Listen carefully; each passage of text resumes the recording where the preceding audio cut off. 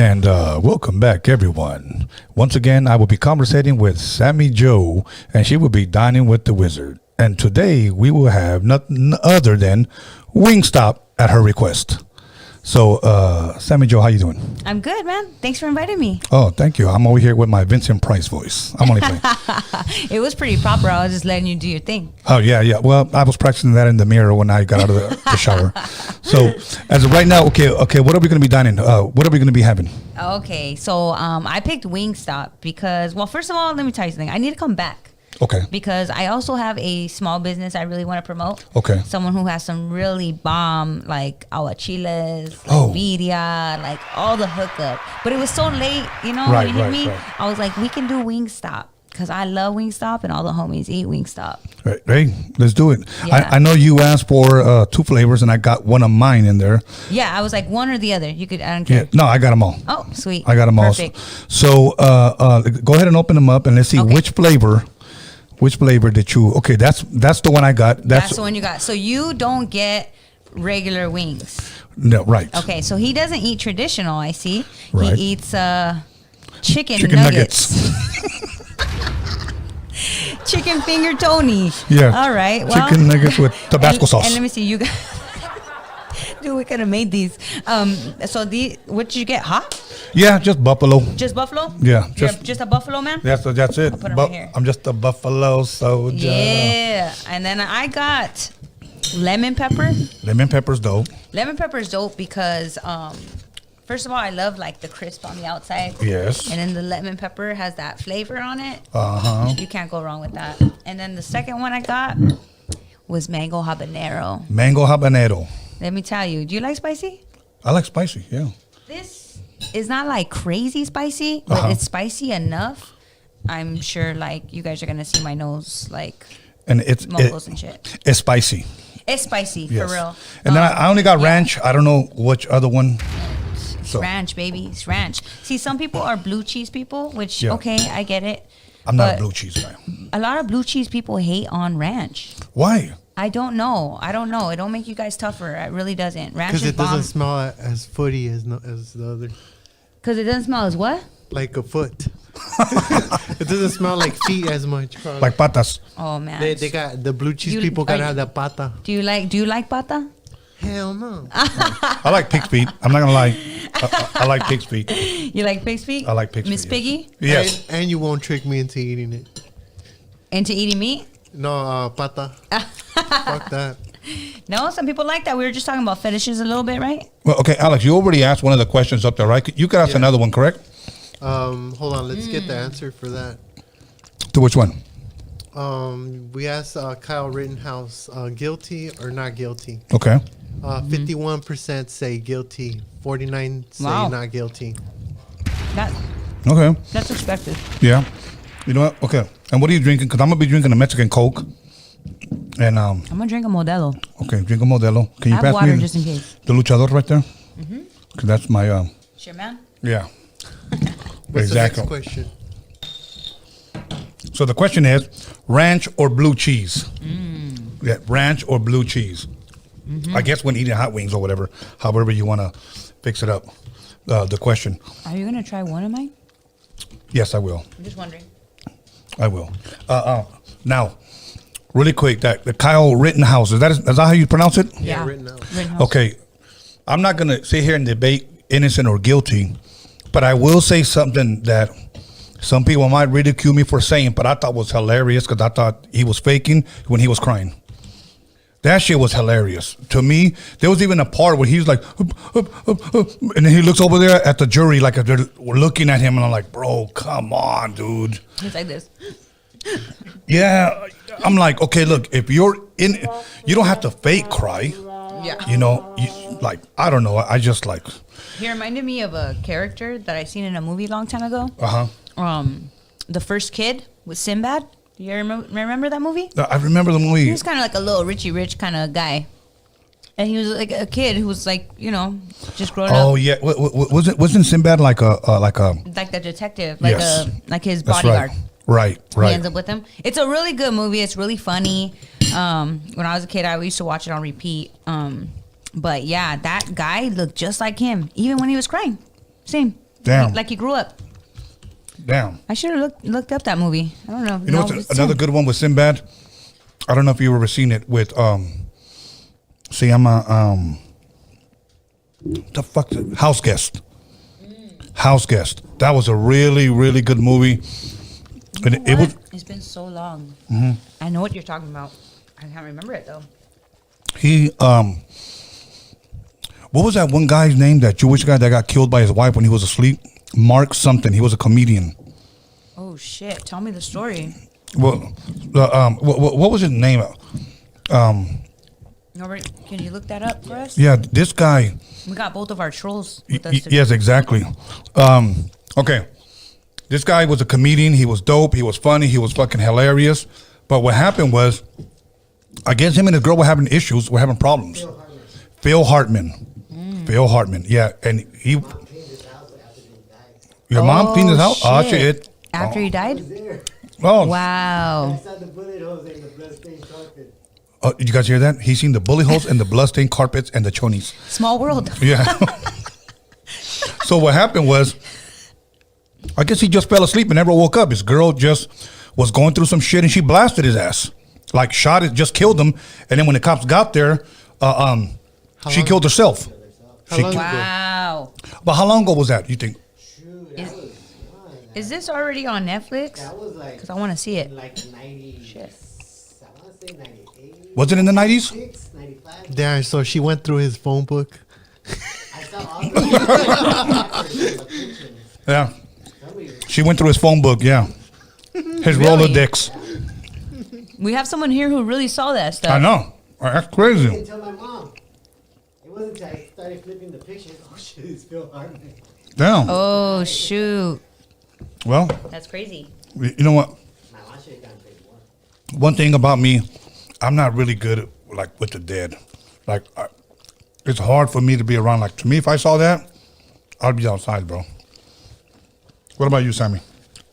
I've seen someone on the floor, Mm-hmm. but never like in a place where, other than like, you know, when my grandma passed and Right. they're in the same room with someone.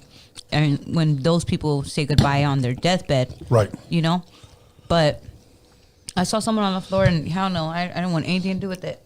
I wanted to be away from it. Right. I mean, the sad thing is, I mean, I don't say this like to be funny or sarcastic, but I seen the homies on the floor, you know. I mean, that just happens in the hood, you know. But to Exactly. like, I would not want to see Ronald Goldman and Nicole's bodies. You know, I would not want to see that yeah. shit. I don't want to see a cold body for sure. I don't want to see a body turn another color, like none of that.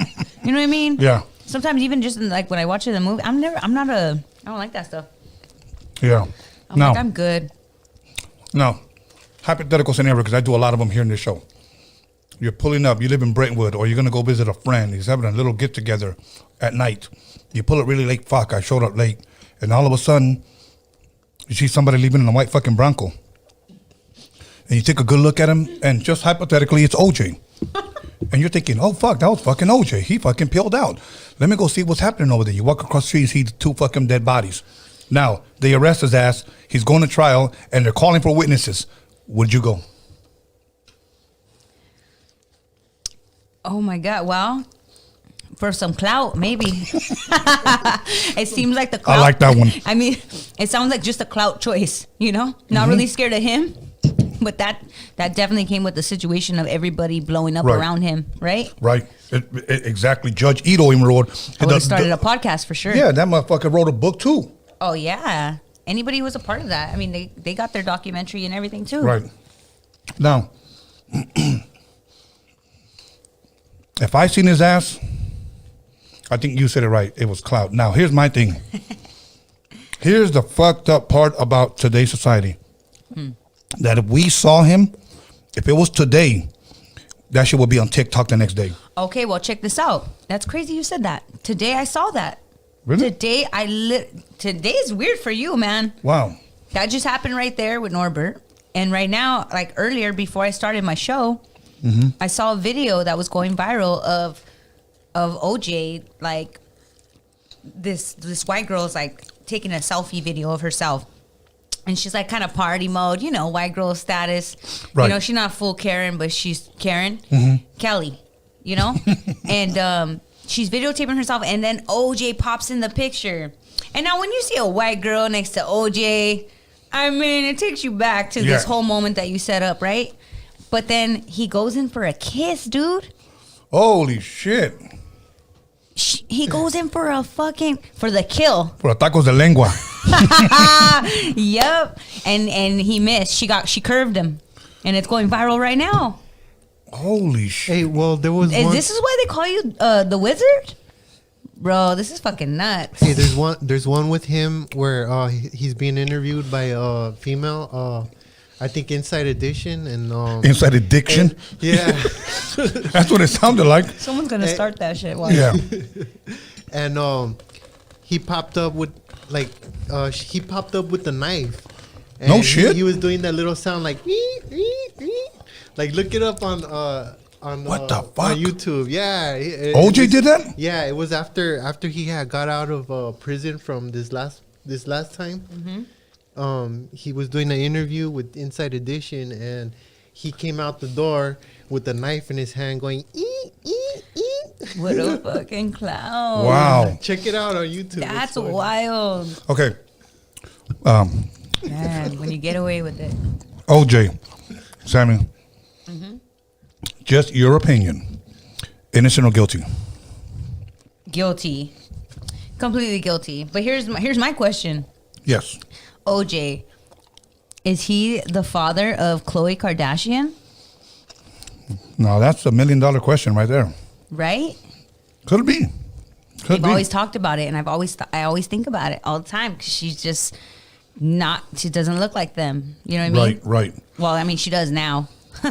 But you know what I mean? And I A love couple her, surgeries by the way. later. Who, I Khloe? love her. Yeah, I love Khloe. I like her personality. I mean, Okay. it's changed over the years. Uh-huh. Everybody's funnier when they're fatter, to be real with you. That's just like a Like fucking Jonah Hill? solid fact, right? Like Jonah Hill, stop Yeah. trying to get skinny, bro. I mean, stop. And then he did all those serious movies, and I was like, fuck, dude.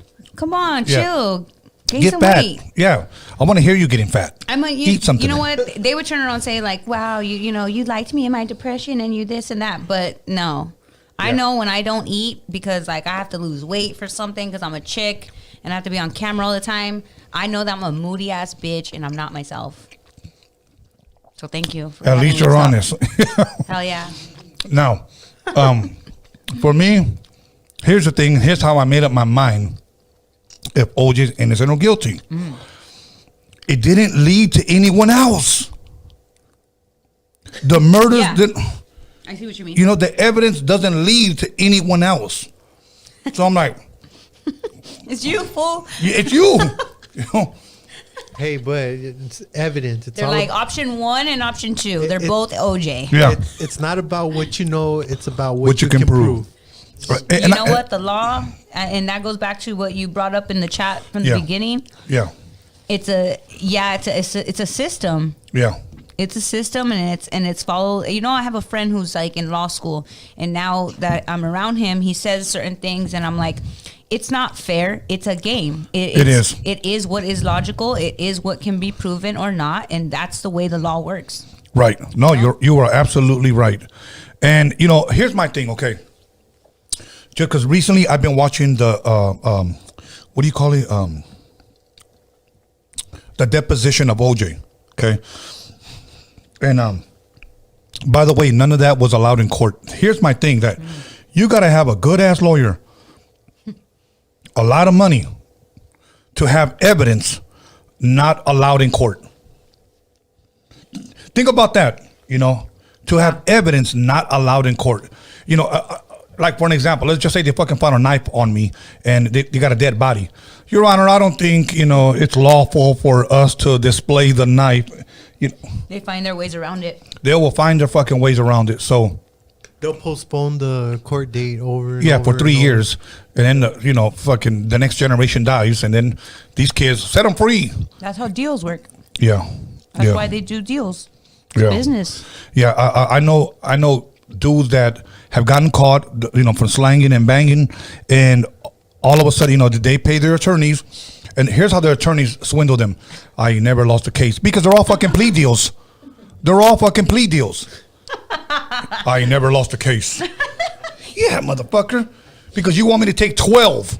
You know, I'm fucking dead. That's hilarious. you know, 25 to life is the plea bargain. He's got 25 draws. Yeah, face be full of them No tattoo wins. tears. No wins, no losses. This is a teachable moment right here. Yeah, exactly. For real. Because every little fool wants to go now for some clout too. Oh my You know? God, you are absolutely right. For sure. We're surrounded by it. I bring it up a lot because I know how me and you both are Yeah. about it. But it's true.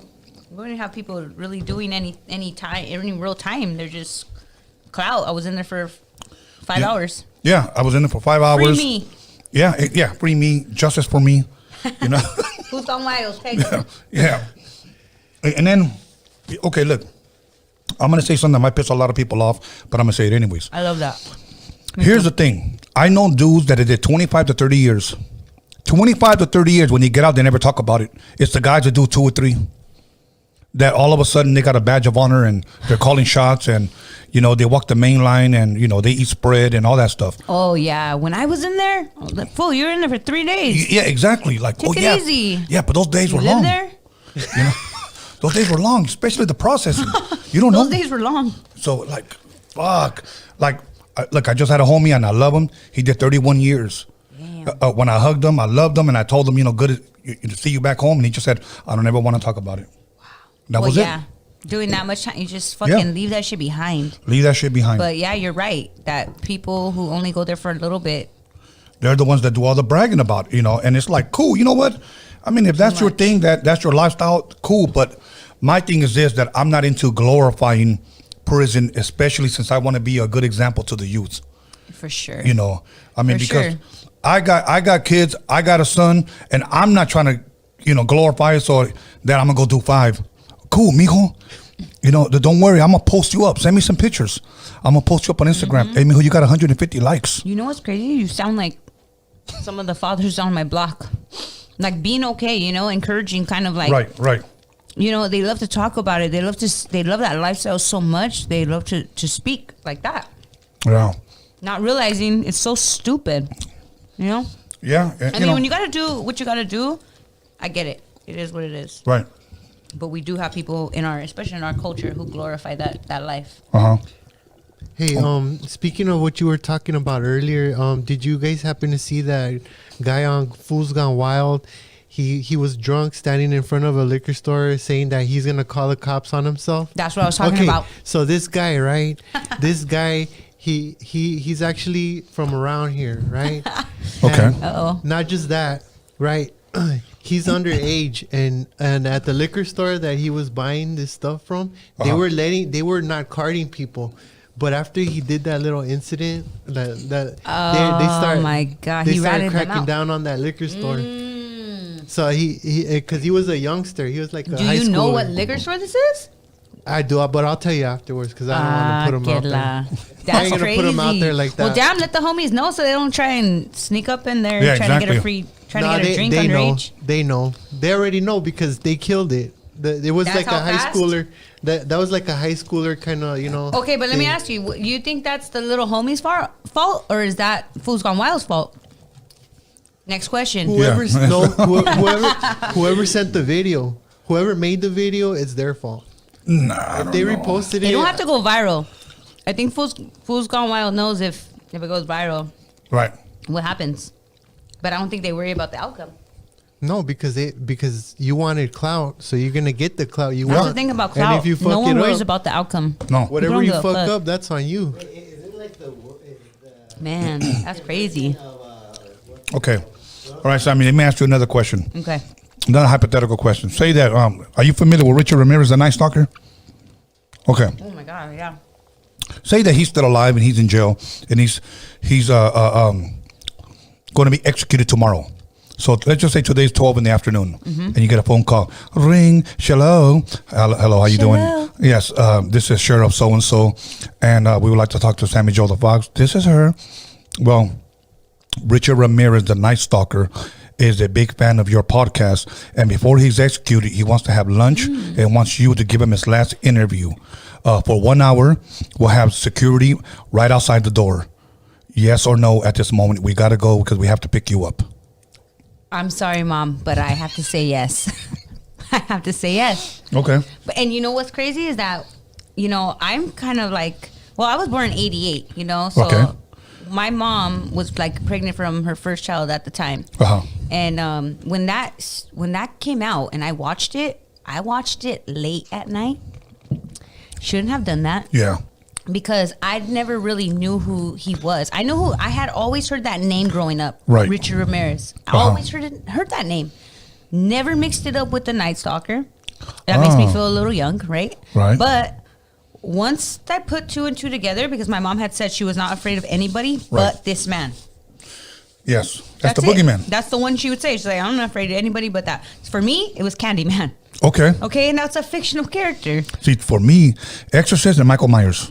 Oh, see, and I would, not me, man, not me. I ain't watching that shit. Yeah. I'm like honestly like the most annoying person in the room watching a scary movie. Like I don't know. I just start asking a million questions. I want to know why they're doing that, why they're being stupid, why everything. So I'm like, you know what? I can't fucking watch this shit. I'm gonna annoy everybody. Right. When I watched that Night Stalker movie by myself, and it was late, I was falling in and out of sleep, having little fucking nightmares every time I closed my eyes.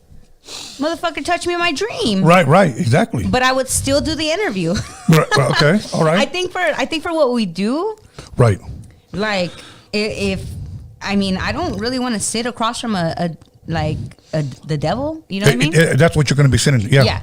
But at the same time, I feel like God don't put nothing on your plate if you can't handle it, and there might be something that like. If I'm supposed to talk to that person and I'm a godly person, then that's just what's supposed to happen. Okay. Okay, so you walk in and he's like, hello, Sammyjo. How you doing? Did he have an accent? I don't know. I'm just pretending. He's from East Los. I'm freestyling. Hell yeah. So, ¿Cómo estás, Sammyjo? Sit down. Would you like some peanuts? I want fucking anything from you. What do you want from me? They never even talk to me. Right now, they're going to bring us some food. I wouldn't eat with him. I wouldn't eat with him. I wouldn't do nothing with him. I would just listen. I would be like, what's up? What do you want to talk about? I like your podcast. Ask me anything you like. What would be one of the first questions that you would like brainstorm at that moment? Like, what the fuck am I going to ask this motherfucker? I would, because I get all fucking serious. Sometimes I probably would ask him like, do you still feel the same way you felt when you were committing your crimes? And he goes, but of course. What crimes? That's a good one. Yeah. I don't know what this fool fucking say, but I would want to know if he still feels the same because, being in jail and, doing that time to sit there by yourself and people fucking with you, I'm sure. Yeah. You being unable to succeed at killing people now. Yeah, that motherfucker. Where's your brain later? People who do long, like you said about your homie, like right. You do that much time and you don't even want to talk about it. Right, after. yeah, you don't. So I wonder what he would have felt like today. Yeah, you know? I guess one of my things, because I like creepy shit. Like, for example, do you really worship the devil seriously, bro? Like, you don't think you're like made a deal with some demon behind the devil's back, and because you're just probably small potatoes, did you really meet the devil?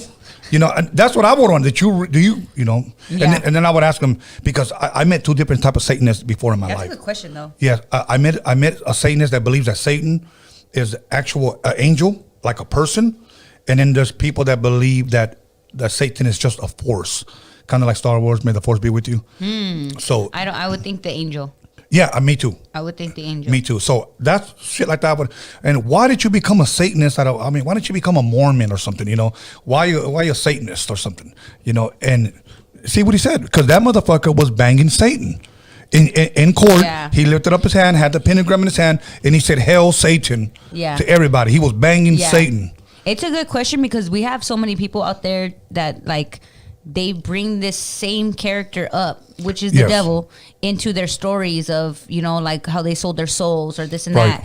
And, for those of us who aren't going that route, we think that doesn't exist, but it might. It might. I want to know. Yeah, that's what I want to know. And I want to believe if he was a fucking cannibal, has he ever ate human flesh, or how deep was he? Is there certain levels to Satanism? That type of shit. But yeah. Because I think to ask him like, why did you do it? That's too common, and I think he's been asked that. Yeah, and we all know why. Right. We all know why all of them do it. It's a thrill. It's a thrill. Ted Bundy, it's a thrill. It's you know, addicting another, addicted. And I'm glad that you said that because, okay, I didn't know that George Lopez had a podcast, okay? And I bring that up because... I didn't know either. Yeah, his co-host, I should say, is the Chicano dude from East LA that caught Richard Ramirez. He was the detective on the case. Oh, that makes sense. Yeah, I see them around each other a lot, actually. You're right. That's him. I see him at a comedy club. So I saw an interview, and I thought this was interesting. I think hopefully this will help us understand the mind of a serial killer. That he said, that this is what the detective said, that he went to go talk to somebody that studies the mind, the brain, the way people think. And he asked him, why do you think a guy like Richard Ramirez would do this? And he said this, because it was sex to him. He said, sex is something that makes you feel good, correct? And he says, yes. He goes, killing for him, it's like sex. It's like sex to him. He gets a thrill out of it. So this sex is, and this is the way he coined it, sex is whatever makes you feel good. Damn. Think about that. Sex is whatever makes you feel good. So for these guys to fucking gouge somebody's eyes out, stab somebody in the fucking stomach. They're just horny as fuck. Yeah, exactly. Exactly. Hey, the devil is horny. You know what I'm saying? I'm not talking about the Loteria Diablo. So, but there's a lot of crazy motherfuckers out there. Like, I'll tell you another guy, Ted Bundy. Yeah. He's another one. His last ¿cómo se llama? Interview was with some Christian guy. You can look it up on YouTube. And he said that his shit was by watching soft porn magazines. And he said something I thought was very important. He said, whatever I put before my eyes, he said, I ended up doing. So then I thought for a second, so sometimes it's important that we should not watch everything that everybody wants to show us. Check this out. How many times, at least in my past, I've had people that have showed me something. Come here, bro, check it out. All right, they showed it to me now. Holy shit. You know what? That's fucking crazy. We're having a crazy show today. That happened to me today. Today? Yeah, today today I got some pictures of some stuff that somebody was doing. It's pretty some bruja shit. Okay, now we're talking. Okay. And I even, I had a conversation with my mom before I got here, and like, I because I hit up someone to translate these things for me, because we had someone take pictures in a house of what was there and whatnot, and they've been talking about this for a long time, and we just thought they were tripping in the beginning. We were like, okay, relax. You don't like someone, okay, you can't call everybody a fucking witch, right? But as we've been moving forward and forward, the things that have been happening have been so drastic and crazy, and like just. Like, I have a friend who's just not even himself no more. It just trips me out. Like, this was a good-hearted man a kid who I grew up with like, he loved, giving back to the community, everything. But he's in a crazy place right now. And so we had his mom take pictures of, like, the place she was taking care of their kids, you know? And I had always heard about this, but when I saw the pictures... I even told my mom on the way over here, I'm like, I can't even send them to you. Because she's like, what's going on? Well, I said, I'm like, I feel like she's going to do some bad shit to me. Like, I feel like that, shit. Because I'm a friend of the family. And I'm closer in the family, but I've been removed by her already. So when I seen these things in those pictures, and I'm talking like fucking doll heads and like chicken blood and feathers and fucking crowbar. I was shook as fuck. Right. Sometimes we'll leave like a fingerprint somewhere, okay? And, people will come and dust it off and our fingerprint is there. Yeah. I say that to say that sometimes some of those images are like they leave a print on our brain and it's hard to get rid of it. You can't delete that shit. So I think it's important. Sometimes you don't see everything that everybody fucking wants to show you. I had a fucking dude years ago. I don't know why he thought it was funny or why he fucking bragged about it, but he showed me a picture of his fucking lady getting fucked by a Doberman Pinscher. The picture I have in my head is like not cool. It's not cool. See, I gave you guys a mental picture. And I was like, what the fuck? Like, he shook me up. I thought like wrong, red flag and everything. Yeah. And he was like, why you tripping, bro? Why you tripping?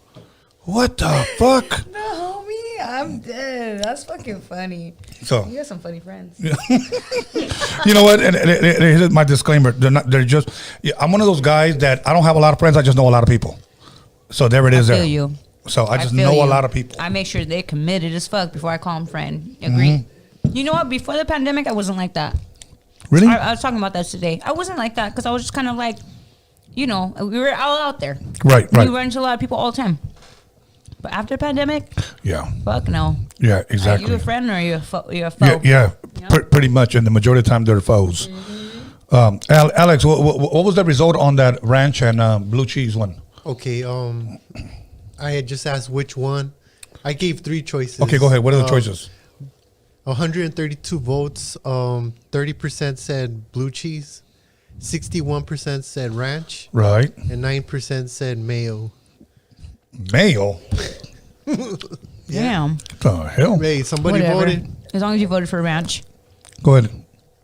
What was? Oh, okay. Everybody, once again, everybody who drops money in the live chat will get their business thrown out there. If you want a shout out, drop some money in the live chat. If That's you what's want up. to promote your OnlyFans, drop some money in the live chat. Whatever you guys Hey. want. Yeah, drop some money in the live chat, and we'll give you guys a plug. That's So tight. that's the way it I works. love that. But it's a one day. How much did we make out? It's a little bit over $500.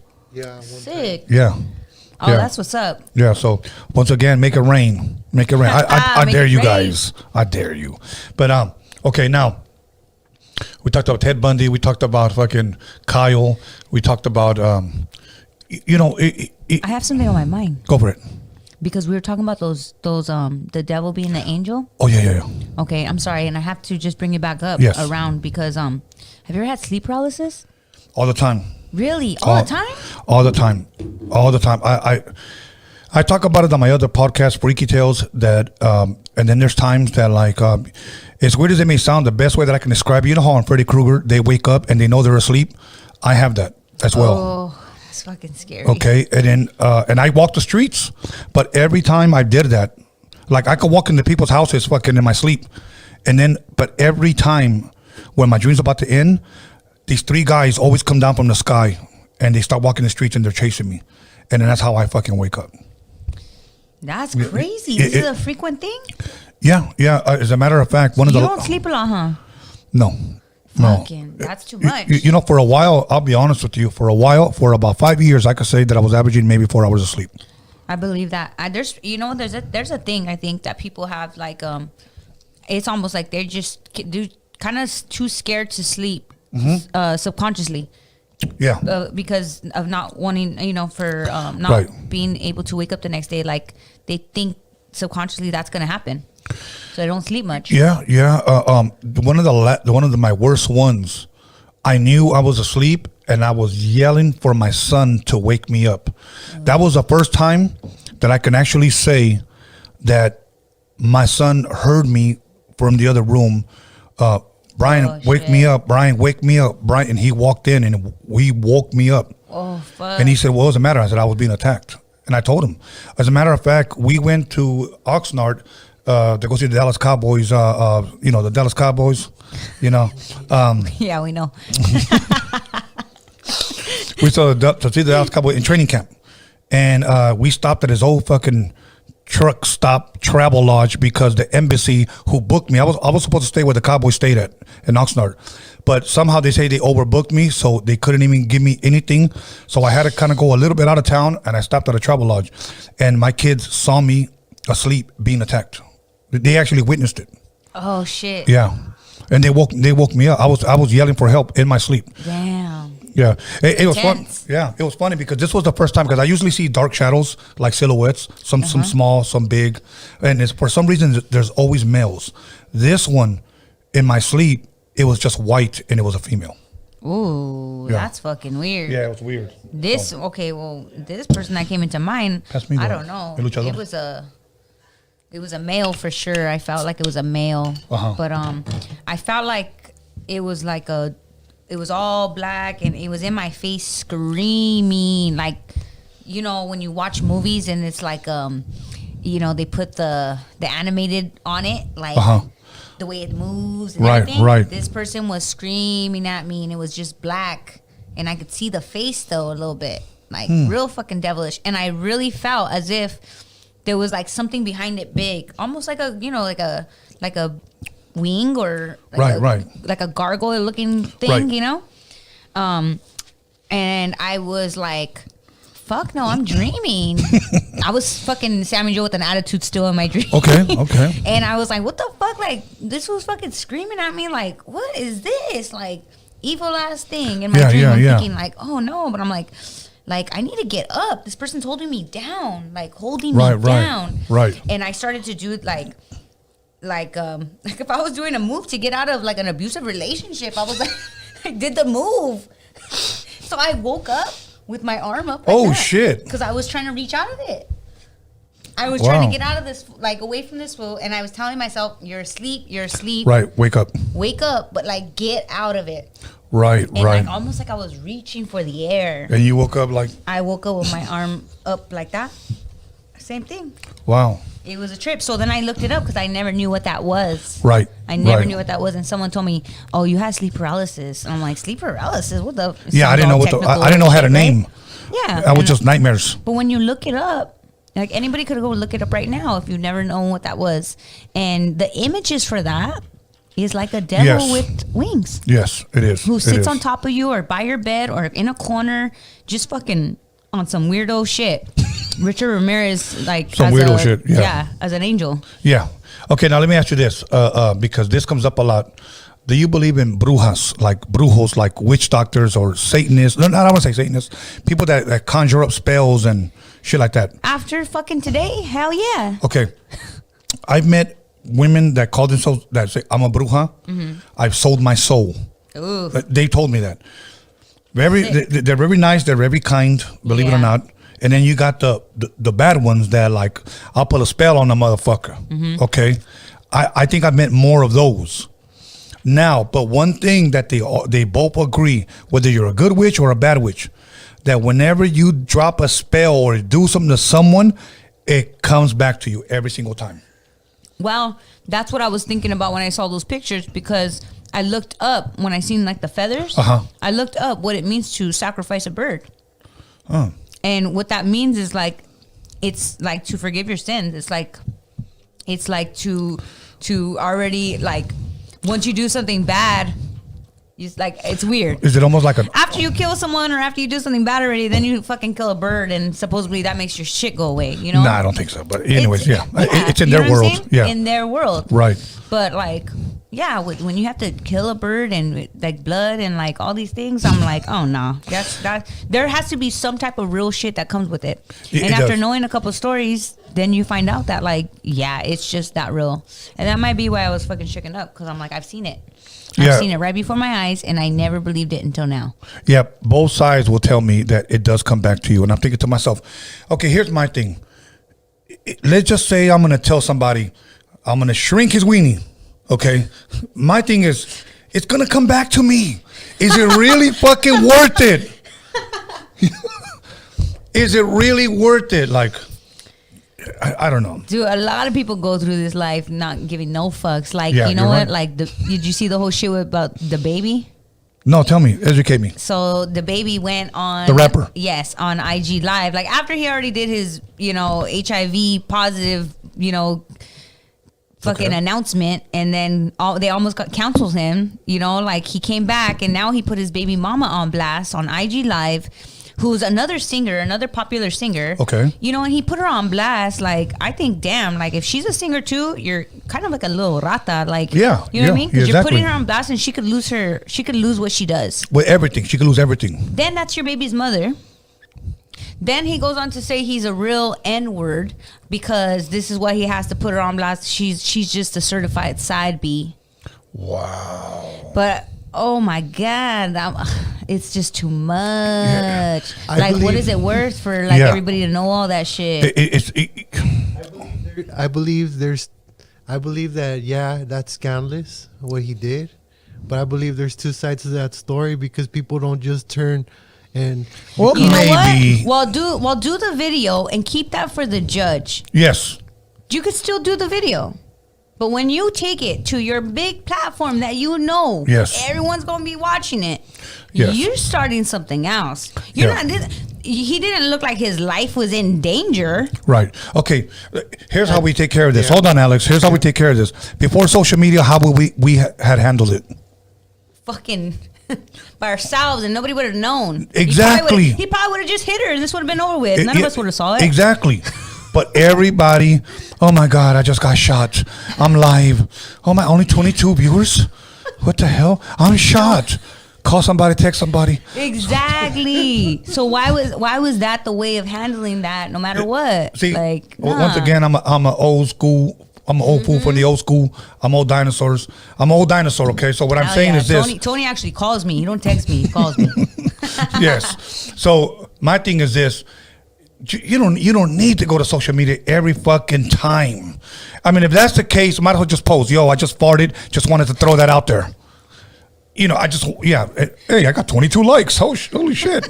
Next time I'll say, it was stinky. What the fuck? Like, social media motherfuckers out there. It works. Dang, I know, right? They put social media motherfuckers. I had a friend who almost died, so he put himself on IG Live, but then he didn't die. So, wow. I think he erased his profile after that. Wow. Kind of crazy. The sad thing is that I'm sure out there, maybe somewhere, and believe me, I'm not encouraging this, you'll get some guys that will go live and commit suicide. 100. Just to like... I think that's like a thing. Yeah, it is. One time I posted something up and only one guy commented. One guy got mad. I put, if you can film yourself crying and post it up, ain't shit wrong with you. That's just it. It's just it. It's just it. Like, what does it mean to someone that they feel like, oh, let me turn it on? If I was dying, I would call my family. That's it. Yeah. ASAP. Immediately, I would call my mother. Maybe I'll FaceTime her. Right. If I had enough time. Hell right. yeah. But right. to kind of FaceTime IG Live my followers and things, right. like, no, I don't want you guys to see the last part of me like that. So I wonder what it is in people that they see, but that's a victim personality. It is. Look at me. No, what about me? That's like Bob from Richie Valens' brother from La Bamba. What about me? That's half of you guys. You only love Richie. What about me? Exactly. That's exactly what that is. You got the Bob syndrome, homeboy. So my dad's name's Bob. Oh shit! It's a joke in my family though. He's a lot like that Bob. He grew up. Okay. But yeah. Okay. Okay. So do you believe that brujas do you believe that people can actually cast spells? I believe it. I do. I believe that that's real as fuck, and I want to say really far from it, because it is kind of scary. I had one lady one time told me, because I got her mad. My mom used to sell at the swap meets, and she used to always bring my mom food. But when I found out she was a bruja, I told her, don't bring my mom no more food. Don't bring no more shit. And she goes, you know what I could do to you if you ate what I made? And I said, I'll tell you what, why don't you go ahead and make me a lemon meringue pie, bring it to me, I'll pray over it, and I'll gobble that motherfucker right in front of you. Okay? Yeah. You know what I'm saying? Like, you ain't gonna scare me with that bullshit. Yeah. Well, see, that's the thing too. I was like, I even went on my podcast to say it today, because I was like, you know what? I don't need anybody putting in the air any shit on me. Somebody was sending me pictures of myself and everything today. So I was like, you know what? For reals? I don't need, like they just got super personal about it. So knowing that backside of them and thinking like, damn, I'm on your bad side for some reason that you just made up in your head, because I'm really too busy to fuck with anybody. Right. You know what I mean? And Very and now true. I have to feel like someone wants to tarnish that. Like, that's fucked up. It is. Like, I'm doing too much to feel like threatened. You know what I mean? But it's a fucking scary world right now. I was thinking everyone should grab all their trolls that they have and add them to a group. Like, add all your trolls to a group and then add more people to this group, right? Okay. And then you just see what happens, like add them all to a group, and then you could leave that group. You leave them all together, let them figure out their differences. What do you mean when you say troll then? Like the trolls, because there's more. I'm pretty sure there's more than one, right? Oh, see, I don't have, no. This is like personal. Oh shit. Yeah. This is someone who knows me. This is someone who knows, like, this is someone who got with someone that I had used to be close to. But once they came around, they removed themselves from me. And I almost feel like they joined this person to do it too. And they know what a big God believer I am. So they're like, no, this girl's going to throw, you know, Jesus down my throat. Forget it. And so instead, like, I think he removed me so I wouldn't get caught up. That way she wouldn't do anything to me. But for sure, I'm not liked. So now that it's being brought back up, and I'm like, whoa, if you bring up stuff from, like, if you're someone who brings up stuff from the past, like, I mean, shit. I remember her in the 6th grade. She used to get all fails. Man. She ain't shit. Let me tell you, you have so much fucking self-work you need to do. Yes. Like, it's kind of gross. Like, stop looking at your yearbook like you graduated years ago, you know? Like, just get over it. She was most likely to succeed, and I hated her. Dude, hit the gym, take care of yourself. I don't know. What the fuck? Get a job and meet some cool-ass friends. Have some dreams. Don't be mad at us, you know? Exactly. I don't. Shit. But you know what? I'm glad you brought that up because there are people that I believe are trying to do, and I'm not saying we've made it, but we're working and striving to get what we want to get to. That we made it. Thank you. So, anyways, you're making enough noise that the right people are looking our way. Yeah, but there's some people who are too scared to even fucking make one sound. Yes. You know what I mean? There are people that want the elevator to success. They don't want to take the stairs. So, and I get. You know where they hate? You know where they hate from? The couch. Yeah, of course. It's always the couch. You eat from the couch. Fat, overweight. All right, computer chair. Fine. Eating Takis and Red Bulls, playing with their little pee-pee, talking shit. I hate that motherfucker. So how come you don't change it? Shut the fuck up, bitch. I like it. You know, like, and then people take, but see, that's what I mean. I believe in energies and all that shit. So when people are putting their negative fucking vibes on you, and I bet you anything, Tony, that these fools be out here putting bad energy on you because they want to be on the microphone. Yes. You know, they want to talk to some of the people that you are able to talk to. They want this platform. And I could see people being fucking disgusting and putting their, that's why I don't like to fuck with a lot of people. Because I don't want any type of bad energy on my shit. I only fuck with the realest and the ones who I feel like there's a good, there's a lot of popular people out there. And I'm going to say popular, not purpose. There's a lot of popular people out there who, like, low-key despise you.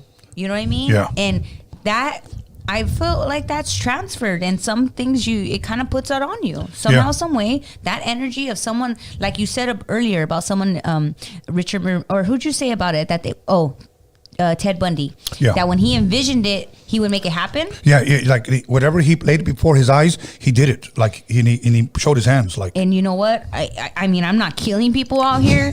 I mean, I'm killing it, but I ain't killing people. Right. And I have in visions of what I always accomplish. Yeah. So it's like that shit is real. You know, I look at winners and say, wow, you know, I want to be like that if I could, or maybe even more. But my whole purpose is, but I want to help other people. Same. I want to help other people. Crazy. Then you got the other guys that are like, I'm going to make it and close the door right behind me. I ain't showing nobody no fucking love. It's all about me. What about me? Okay.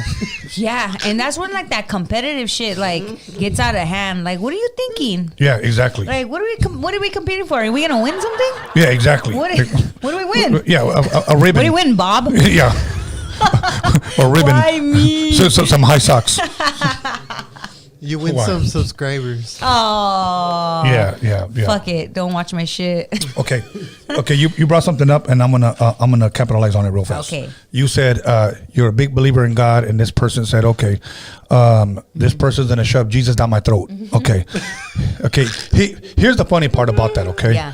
Is that you can talk about, and I'm not making fun of anybody. I'm gonna say this first. I'm not making fun of any religion. I'm truly am not, because there are some genuinely good people that believe in this. But I'm just going to say this. People can mention the name Allah and nobody gets offended. People could say Mother Mary. Nobody gets offended. People could actually even say in the name of the Father, Son, and Holy Ghost. No one gets offended. People could say Satan. No one gets offended. But the moment you say Jesus, it just ruffles everybody. It tickles somebody's fancy weird. Especially if you love science. Yeah, exactly. Hey, how about that? Scientists hate that word. Yes, actually. yeah, it's true. They won't even hire anybody named Jesus. Yeah, exactly. Yeah, get out of here, Chewy. Can't be a scientist. Yeah. So, but yeah, I don't know what it is about that. Like some people are like, oh, I'm not into religion. Well, neither am I, but I just brought the name up. Dude, to each his own. I don't know why people get hostile over everything. Like if I like lemon pepper, I fucking like lemon pepper. Like, oh my God, you like lemon pepper? Like, what is that? Why do you even put that energy on it? Why Like, you even care? What? That's what I like. What about the hostile people that stand outside and picket signs in Manhattan Beach and say Jesus and put their signs in your face and now see, I'm not gonna lie, Lord. I know you'll forgive me for saying this. No, I'm just saying. But some of them ain't right. Exactly. Yeah, exactly. Exactly. Some of them ain't right. Those guys are the ones making videos about people. Yeah, no, it's very, very true. I remember one time I saw a guy. I was at I like Notre Dame, so everybody knows I like college football. Notre Dame. Yes, see, and they were playing USC. I'm going in, and I said, "Oh fuck it, let me buy a bacon wrap hot dog really quick." Hell yeah. So le pusieron todo, and I'm about to bite the motherfucker, and there's some fucking asshole in the back holding a Jesus sign. Hey, you better pray before you eat that hot dog. I turned around like, you better pray before you eat that wiener. Yeah, exactly. I was like, come bite this hot dog, motherfucker. Like, sorry. Like, honestly, don't do that shit. Don't do that. Stop, That's funny. See, I've never been like that. I've never been there's like no reason, there's no reason. Sammyjo, even though you didn't pray before you eat the hot wings. You know what? I'm not going to lie. God knows I always forget. No, you know what you do? He forgives me. I pray to my head. I pray to my head. Yeah. No, you know what? I do try and pray before my meals. Mm-hmm. I really do. But yeah, sometimes when it's like Wingstop, when it's a certain food, you pray in your head. I'm going in. We skipping that. I'll thank you after, Lord. Right, exactly. But you know what? I'm so close to. I became like a Christian when I was in 6th grade. Okay. And that was on my own. Nobody forced me, nothing. Right. And then I got to a place where I became like 10 times more the sinner. Okay. And I was like, ooh, this is hard to walk. It's hard to walk in these shoes anymore. Right. So I decided to take part of Christianity with me, but I left the church behind. Okay. Because there was too much pressure. There was too many rules. There was too many things that I really didn't believe in. Right. I don't like fucking liars. Okay. Right. So I was like, no, all of you are fucking sitting here lying, judging, and talking shit about each other. This place now doesn't make any sense. Right. Because once you get to an older age, you find out what everyone's talking about. But I took that part of having your own relationship with Jesus. I took it with me. That it could have just been anything. And you know why? Because my pastor at the time in Montebello, shout out to Calvary Chapel in Montebello, back then, there was a pastor named Pancho. Pancho Juarez. Pancho Juarez. And as a young girl, I felt very relatable to this man. So I felt like I could listen to him, and the language that he spoke was our language. Yeah, he was from the streets. Yeah. And he talked about all his life stories and how they matched up, and it reminded me of things that I saw some of the adults going through back in the day. Yeah. But it made me feel like he made sense to me, where I was like, you know what? Like, it's just having that relationship. I could still be my little gangster self. Right. But it's the relationship that I have with Jesus, and that's it. Everyone else around this with the, with doing too much and trying to, after a while too, you see how much some of that merch is. Like, what the, you guys do this church? You guys should be giving this shit out for free. What crazy. But and I started off going to a Catholic church, so it was that difference for me that I didn't understand the Catholic church at all. I didn't know what they were saying, but I used to go for donuts. They had donuts right after, so I was down. And the lote lady outside. And sometimes my nana would promise me like a McDonald's breakfast, because that's what time you have to get up. You're like, fuck, if I'm gonna be up that early, you might as well take me. Yeah, exactly. Right? Well, I didn't understand the Catholic church for nothing, but when I went to that Christian church and I seen this fool up there talking about praising Jesus and fucking orale. Right. I was down. I was down for the gang. I was down for the gang. Okay. Hypothetical scenario. Okay. They tell you got 10 seconds, or Richard Ramirez asks your last question. Then you look at him and you tell him, I don't have no questions. But he tells you this: pray for me. And he gives you his hands. God. And he gives you his hands. Sammyjo, what do you do? Oh my God. Okay, can I say two things? Yes. I really don't want to touch his hands, like at all. Like I'm scared. Like something will be fucking transferred to me and I don't want anything to do with it. But so I would probably tell him that I didn't want to touch his hands. Okay. But if the option was there to actually touch him, I might like over the shoulder. Okay. Put maybe place my hand right there. Okay. And just a quick prayer that God, I mean, if it just depends on how he's feeling at the moment. Because if he's still Satan as fuck, then I'm not doing shit. But if he just like wants a prayer before he goes to heaven, or I mean hell, because that's where he ended up, I would probably say, "Wow, Lord, you tried. Yeah. He was no good. Unfortunately, you failed. But let this man walk peacefully through hell." Yeah, he said hell. So that's it. I mean, I don't think that he deserves many great words. He did a lot of things. He ruined a lot of people's lives. He gave a lot of people trauma. He gave me fucking nightmares years later. So, you know. And my mom even said I hit her up after that, and I told her, I said, "Mom, now I know I know why you said that. Like, this fucking guy was crazy." And she even like got the chills even talking about it. She said, like, she goes, "I was pregnant and I didn't sleep. I would sleep during the day."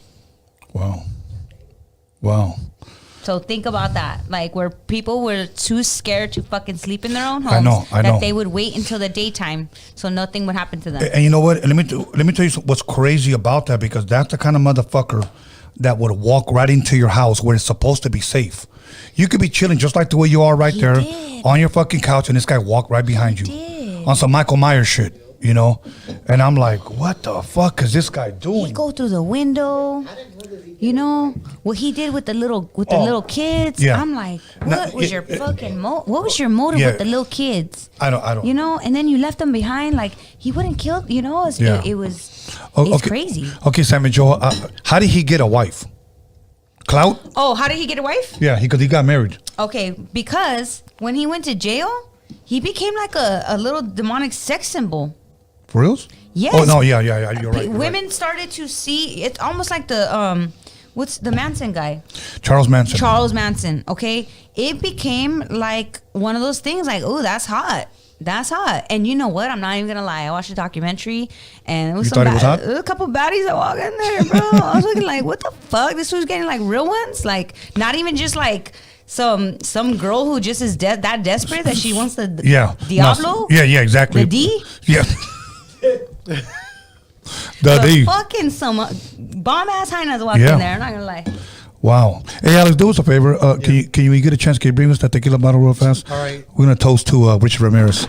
Yo, you know what? You know what? Right after that, somebody made a T-shirt on about it, and I was like, man, that's fucking weak. Yeah, exactly. I was fucking weak. And you know, I think it was, who was it? It was a big name where I'm not gonna lie, I pulled a Karen and unfollowed real quick, like the fucking white girl in my name, Samantha. Right. I was like, you know what?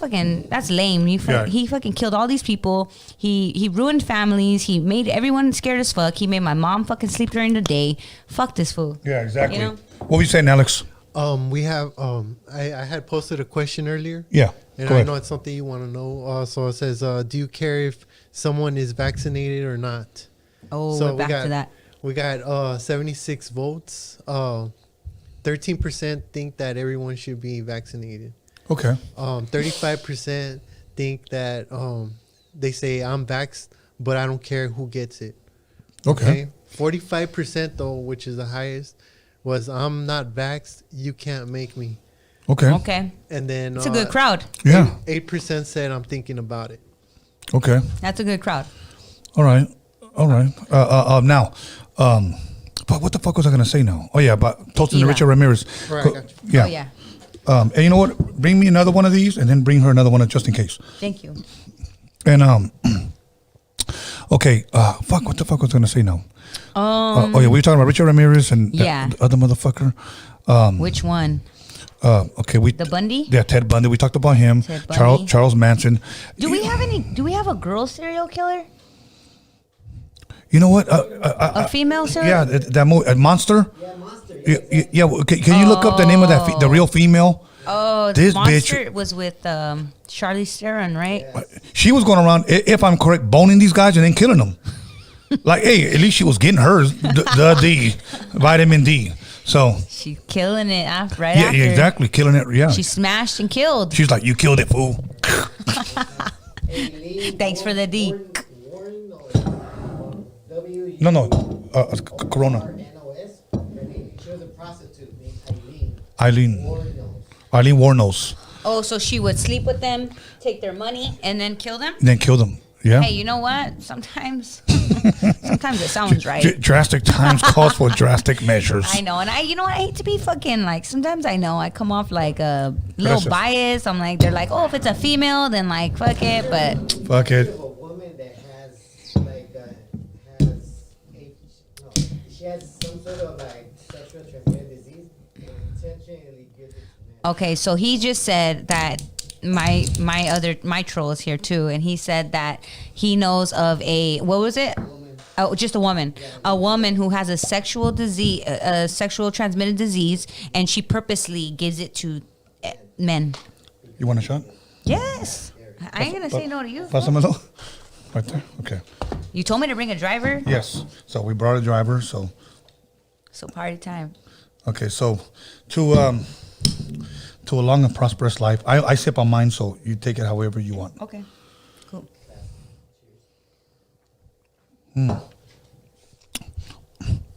Yo, if anybody knows anybody from Espolón, I'm trying to get sponsored because I drink this motherfucker all the time. And anybody knows anybody from Wingstop besides the workers? Yes. Because I know you guys all do. Yes.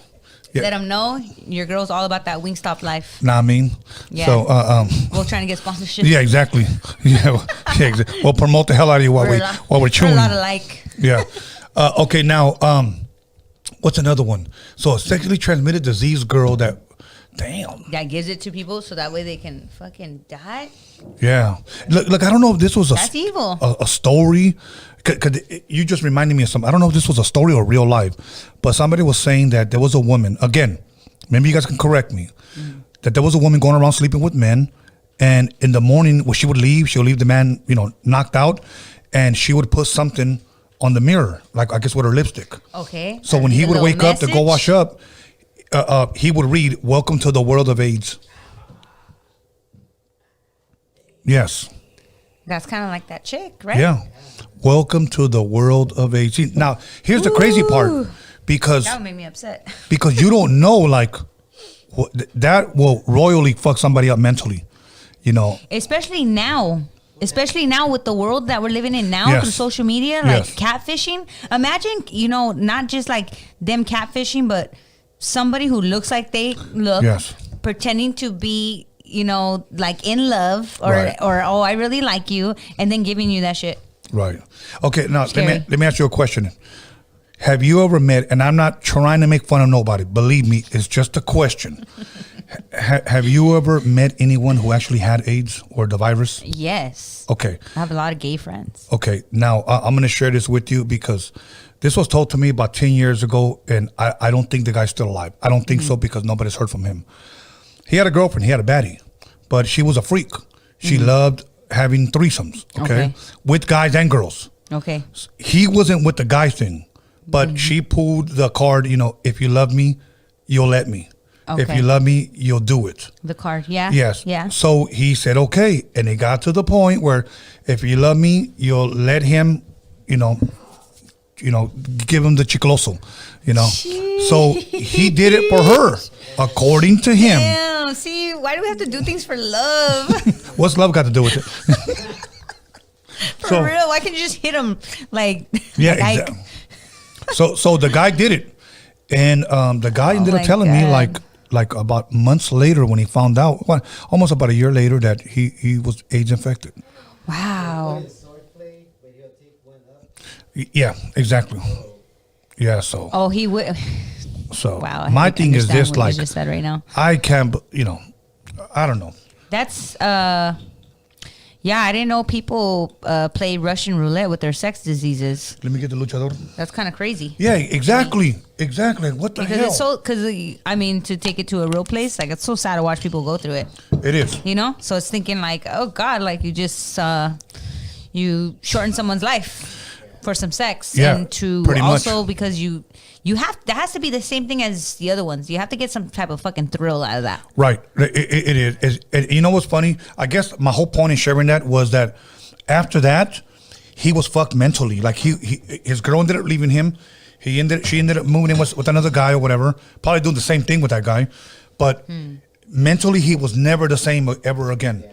Like, he was just fucked up. So I think shit like that could be fucking traumatizing to motherfuckers. That's why you got to be careful who you fuck with, because not everybody has your best fucking interest. For sure. Especially if you love me, let me. Te la verga, puta. You know what I'm saying? Fuck out of here. You know what? I've seen a lot of, I've seen like a movie like this before where like even like the girl starts to have like an affair and her, you know, her man's a good man, but she just wasn't, you know, getting what she wanted at home or the attention or whatever. So she fell for like this temptation man who was like after her, and she fell for it. She became that girl that she wanted to be, and next thing you know, the husband found out, but then she got sick, and then the husband moved on with someone else. Wow. But so what I'm saying is too is like, what does it mean for some of those people that got it that way? Like, what I feel like you get what you give sometimes. Yeah. I know a man who didn't like use his life good enough. Like he had 2 arms, 2 legs, you know, smart, this, that, didn't do nothing with it, and ended up getting sick just to scare him and keep him alive too. Yeah. And I feel like things happen to you like that. You know, okay, a lot of people use the word karma. Okay. Yeah. You know how we talk about if you release negativity will come back. If you release good will come back. Okay. Yep. There's a saying that I think you will agree with. Okay. I don't ever use the word karma, even though sometimes it may just slip out just because I think people understand it. Why don't you use it? Because I don't believe in it. Okay. Let me explain why I don't believe in it, and then I'll explain what I do believe in. Okay. Well, because when I talked to a Hindu, a real Hindu, he told me that he doesn't like people going to his country and helping other Hindus that are suffering. Now, this is his story. Okay, this is what he told me. And I go, why? They're just trying to help. He goes, no, he's paying for his karma. And I said, but what do you mean? Like his karma? And he said this, whatever he did in his past life, he's paying for it right now. So you cannot help him. So I'm saying, so. Yeah, that's how I think. So here's my thing, okay? I asked him this and he didn't have an answer. Okay, who does he pay? How much does he owe? And how does he know when he's paid it? And he goes, very good question, my friend. That's what he said. We don't know. So he told me. Stop, you're being a bully. Norbert's going to get mad. Like the Karate Kid. Right. So my thing was this, okay. I believe what I was taught many years ago. Somebody taught me this, that whatever you plant will grow. If it's good seed, good will come back. If it's bad seed, bad is going to grow, but it's going to come back. If we call it the law of the harvest, or whatever you sow, you shall reap. Oh, okay. I've heard See, this. Yes, I don't think it involves that my past self was a jackass, so I got to pay what, Fulano did, 30 years ago. I don't think that I have to pay for his ass. I see. If I do bad, bad's going to come back to me. Yeah. You know what happens? A lot of people create their own fucking storms, and then when it starts fucking thundering and raining, they play the victim and they start crying and they want help. And you know what I say? Te la pinche. Like, okay. You know what? I've never heard it in that perspective before. Mm-hmm. That was a great perspective, to be real with you.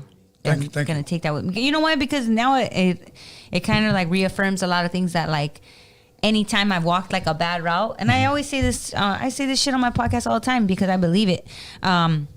Sometimes I think I'm like a for the streets type of person. Right. You know what I mean? And I do my little for the streets type of shit. Right.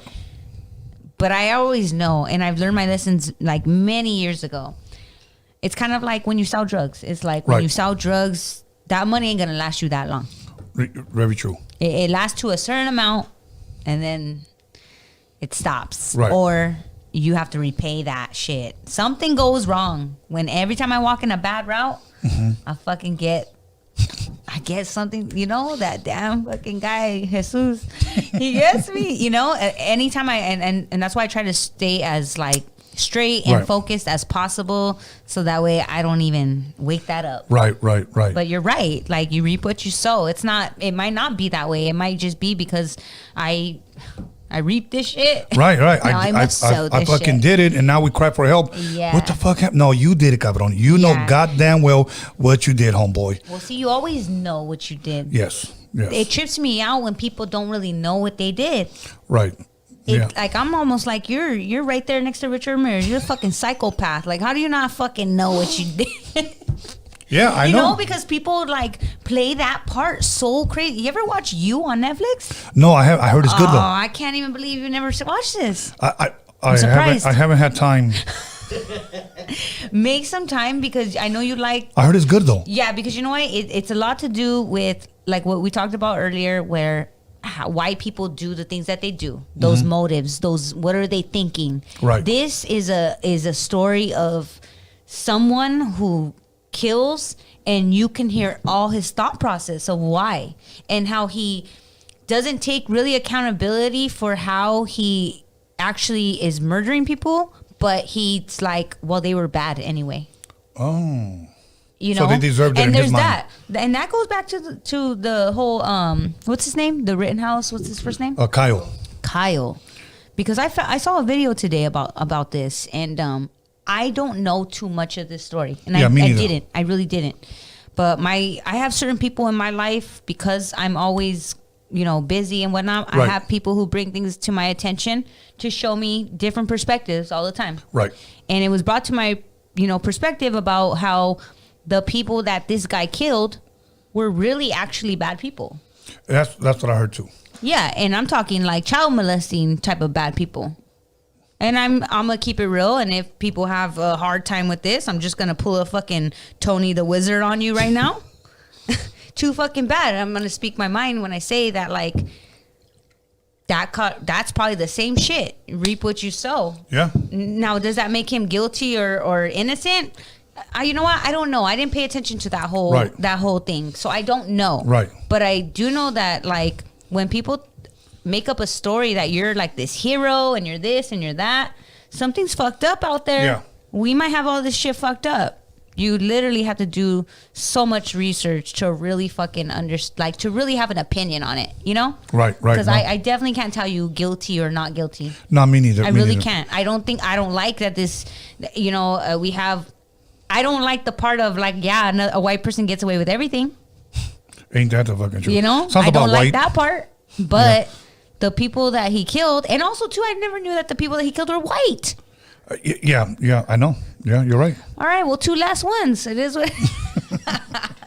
Honestly, I only act like that on his show, so it is what it is. Yeah, it is what it is.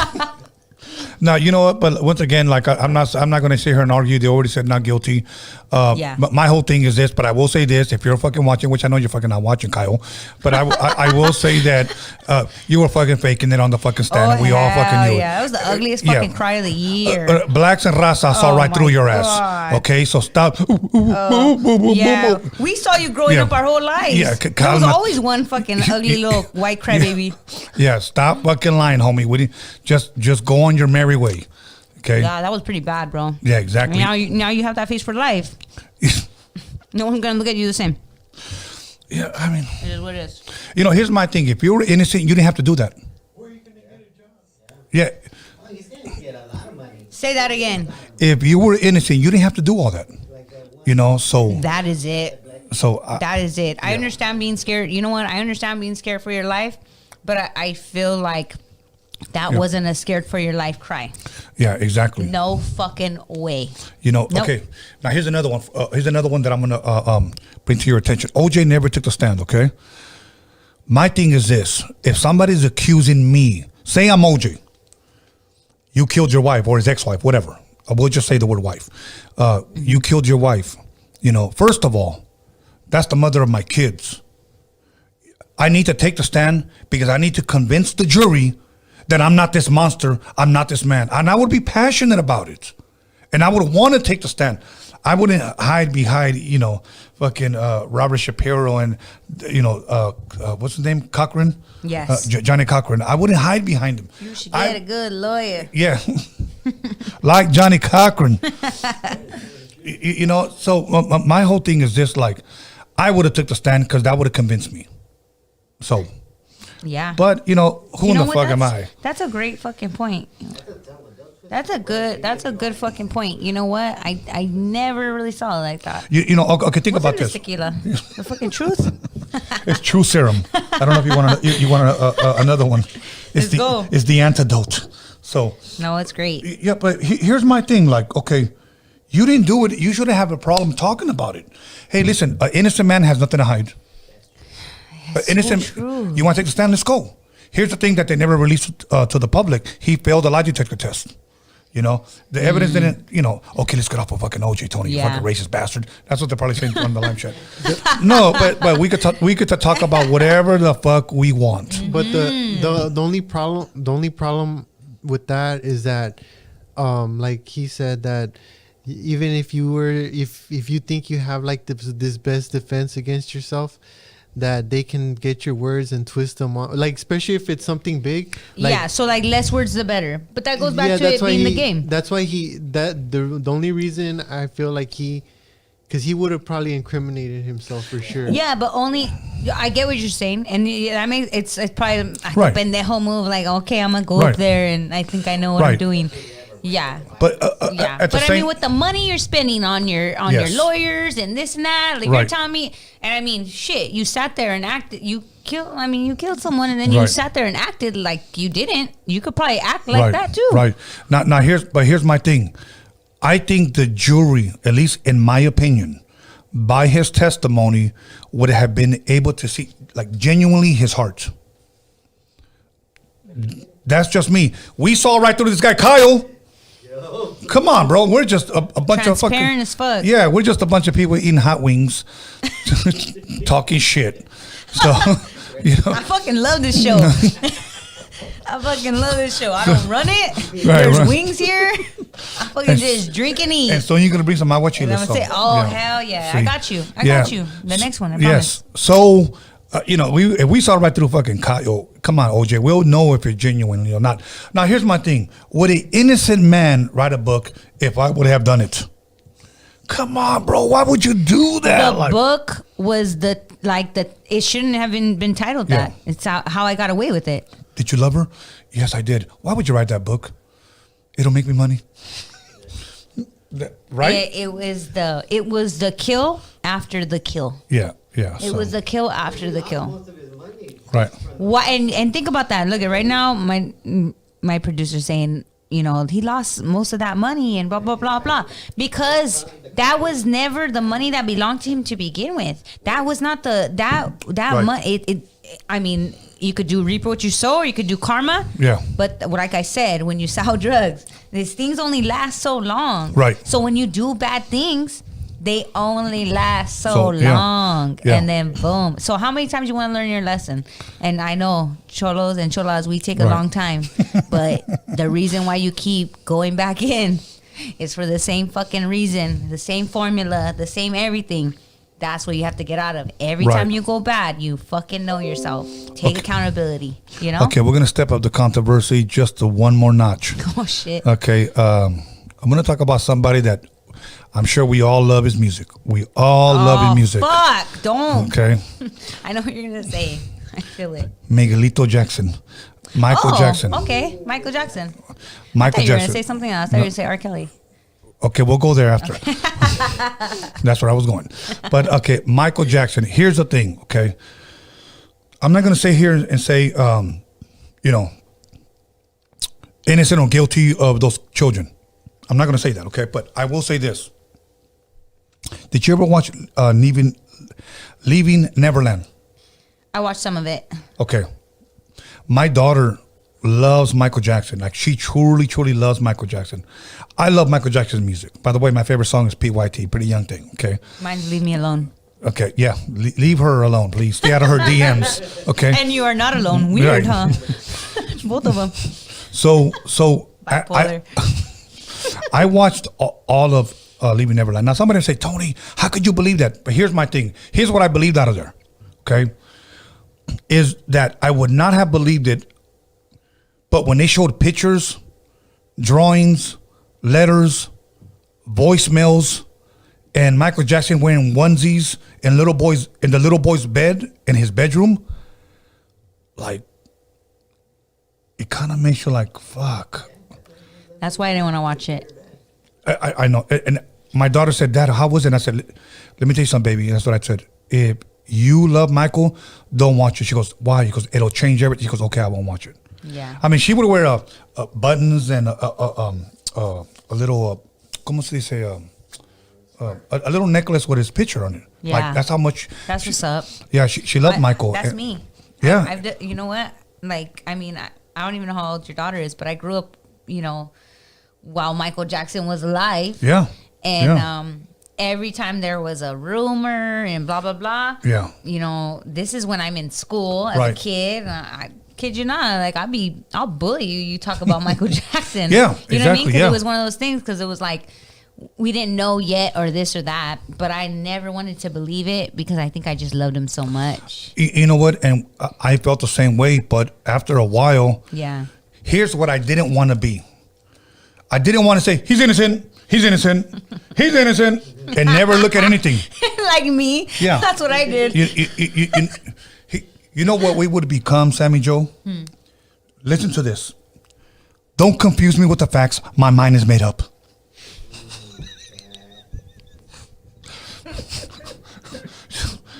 Don't confuse me with the facts. My mind is made up. And there's a lot of people out there like that. Doesn't fucking matter. But he did it. I don't give a fuck. I got pictures. I don't give a fuck. I got videos. I don't give a fuck. He admitted it. I don't give a fuck. In my mind. Yeah, in my mind. Blah, blah, blah, blah. So. Hey, by the law, when it's in your mind, this is how the law works, okay? This is why we have the law, this injustice system. Mm-hmm. Fuck. You know what? I don't know. I just I never wanted to. I don't know. I guess I never wanted to believe it. And I still don't want to believe it. He's one of my favorites. Right. And it's, yeah, I don't know, Michael. You know what? Right. We don't even have people like that no more. No. I don't think we ever will. At least in my opinion, I don't think we ever will. Now, whether innocent or guilty, honestly, I'm not here to say anything. Judge the man. The man is no longer here. I believe he made his maker, and we'll leave it at that. But the sad part is that will always follow him. Yeah, it will. I mean, some of us are gonna still be fucking crazy for him, but you're right. It tarnishes everything. And honestly, Michael Jackson probably wouldn't have lasted in this era. Yeah, you're right. I think he would have been canceled. Can you imagine Michael Jackson doing mumble rap? You get canceled if you let them. If Michael was even canceled, honestly, I'd be like those fucking dramatic ass people in his fucking audience, be crying and shit, pass out, need a fucking ambulance. I don't know. I guess you gotta the nostalgia of Michael Jackson. Right, if you of course. grew up on that, oh my God, it was just a great fucking time of life. It was. It truly was. Yeah. Now, let's step it up a notch. Oh shit, the R. Kelly shit. The R. Kelly. Step into name of love. He's guilty, but I'm not gonna fucking lie to you. I'm the homegirl Fox. I'll tell you right now, I still listen to all that shit. Step in the name of love. And I could be canceled for that. Because he does a lot of things to a lot of things to females. But I do know he did that. It's plain to fucking see. I'm not saying he's not guilty. I'm saying he's straight up the fuck guilty. Right. And I don't like anything he did. Right. But I can't lie to you and tell you that I don't have his music in rotation still. Fiesta. Not even that. Fuck that. I mean, all his 90s era of music. Bodies. You can't all get that. You can't get canceled. I don't send that shit to anybody no more. But if you let them cancel you, but you can't. Wait, say it again. You only get canceled if you let them cancel you. But I mean, just because people are telling you that you're canceled doesn't mean that. Anything. Well, cancel culture is not consistent. We all know that, right? Right. But also, if people start taking you off the lineup and people stop like getting excited when your music comes on, right? And they're all on drugs, and they should be excited for any type of music to come on. I think you're heading in that direction because that's where this cancel culture is. That's the direction it is. For a second, and then the next album's gonna come out, and everyone's gonna forget. It could be if you're that good. You're right. You're right. But if you're that good, for sure. What happened? If you're that good, for sure. But if you're not that good, probably not. Okay, now let me say this real fast. If one hood rat came out and said, R. Kelly peed on me. Okay, it's probably true, but fuck, bitch, you wanted it, whatever. I'm just kind of, I'm being... Well, first of all, it was a little girl who got peed on. Okay, no, well, I'm not saying that. Okay, so just a hood rat. Yeah, just a regular fucking hood rat. Okay, because a hood rat would do that now for clout. Yeah, for clout. Yeah. That's golden showers for those of you that don't know. See, he did that shit in the wrong era. They'll do it on stage at a metal concert. See, you did that shit in the wrong era. That's what it was. Y'all would all have fucking established careers right exactly. now. Had y'all did it... now. We're back now at the golden shower hour. We're right back with the golden shower hour. I'm fucking dead. Who's that girl that what's her name? The one that peed on the on that guy on stage? Oh my God. Who is that? They were called their genre is called horny metal. Horny metal.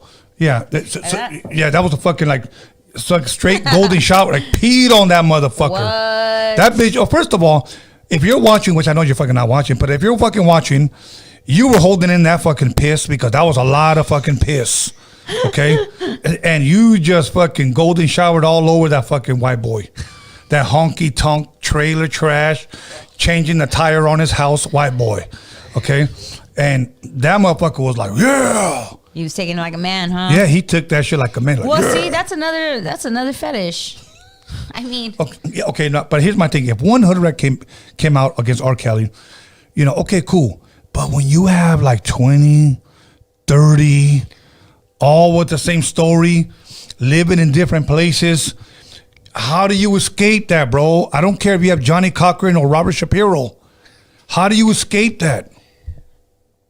Yo, I don't know. That you know what's crazy about that is like just added to that, the whole documentary. I'm like, how was anybody seeing this okay while making even the documentary? Y'all were going because by law, no one could really do shit about it. But they were literally documenting the parents going to random hotels where they kept them acting all suspicious and freaking out. Like y'all were filming that. Yes. No one had the good humane part of themselves to take this to the next level that really mattered. Right. It was like, let's get this all on film. And Netflix was probably like, fuck it, let's make it juicy. Hey, parents, can you guys walk into the hotel? We're gonna film you guys. And they did it. I'm sure they got paid. Throw rocks at the apartment you think they're at. Yeah, exactly. From the fucking bottom, what the fuck? You guys got all this shit on film. Yeah, and here we are across the street, and they're throwing rocks at R. Kelly's bedroom.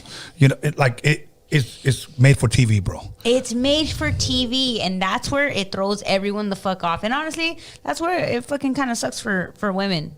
Honestly, it sucks for women for that part because. It just makes us 10 times more stupid looking. It makes us, we fucking, that was, R. Kelly's story is the story of fucking a bunch of tontas. Literally a story about a fucking bunch of tontas who were listening to this man. Right. And, I mean, he's fucked for it. But that's because he did malicious things. Yeah. I mean, malicious or delicious, I don't know. It was different times for different measures. All depends on your interpretation. I mean, it depends on what's your fetish. Yeah, because golden showers is in today. So some people like that shit. But not little girls. Let's reaffirm that shit. That's not cool. No, that's no, but you know what? He had a okay, fuck, bro. The story was to along with bringing those children, and this is where the fucked up part really starts. Yeah. Because I believe this shit. I believe that you could pay some fucking parents off who don't have no fucking money and don't know how to get it themselves and sell their little girl somehow, some way. Yeah. For this type of pleasure, for this type of a famous person being around them, for them to have that for them to have that touch just on R. Kelly, that you would sacrifice your baby girls, like whether she's 17, 18, 19 years old with a fucking G-string that looks like a fucking what do you call it, elo? What? How do you say elo in English? A thread. A thread. You know, like a ribbon. Like flossing ribbon. Yeah, like a floss for a fucking G-string. Go, mija. That's R. Kelly. You know, it's like. And you know what? If you fucking grow up in the hood, you know 10 times more how this fucking works. Yes. And you know, imagine the people that did it for just a fucking whoever. For just a fucking whoever. You know what I mean? Not R. Kelly. Yeah, yes. But some of these fucking parents did that for just fucking whoever. You know what I mean? Yeah. And that's a scary fucking situation. Sex trafficking, we don't fucking bring that shit up enough. That shit's real as fuck. I know. You know what? And I'm going to say this. You guys can look it up.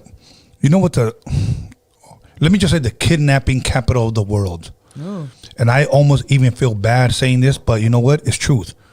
The kidnapping capital of the world is in Mexico. Yeah. Okay? That's true. And let's be honest. And a lot of it happens over in fucking Juarez. You know, one movie that didn't make a lot of noise, and it starred Jennifer Lopez, and it's called Border Town. She played a Mexican girl, and she witnessed a bunch of people being kidnapped by fucking cartel. You know, I'll tell you a couple of good movies that I saw.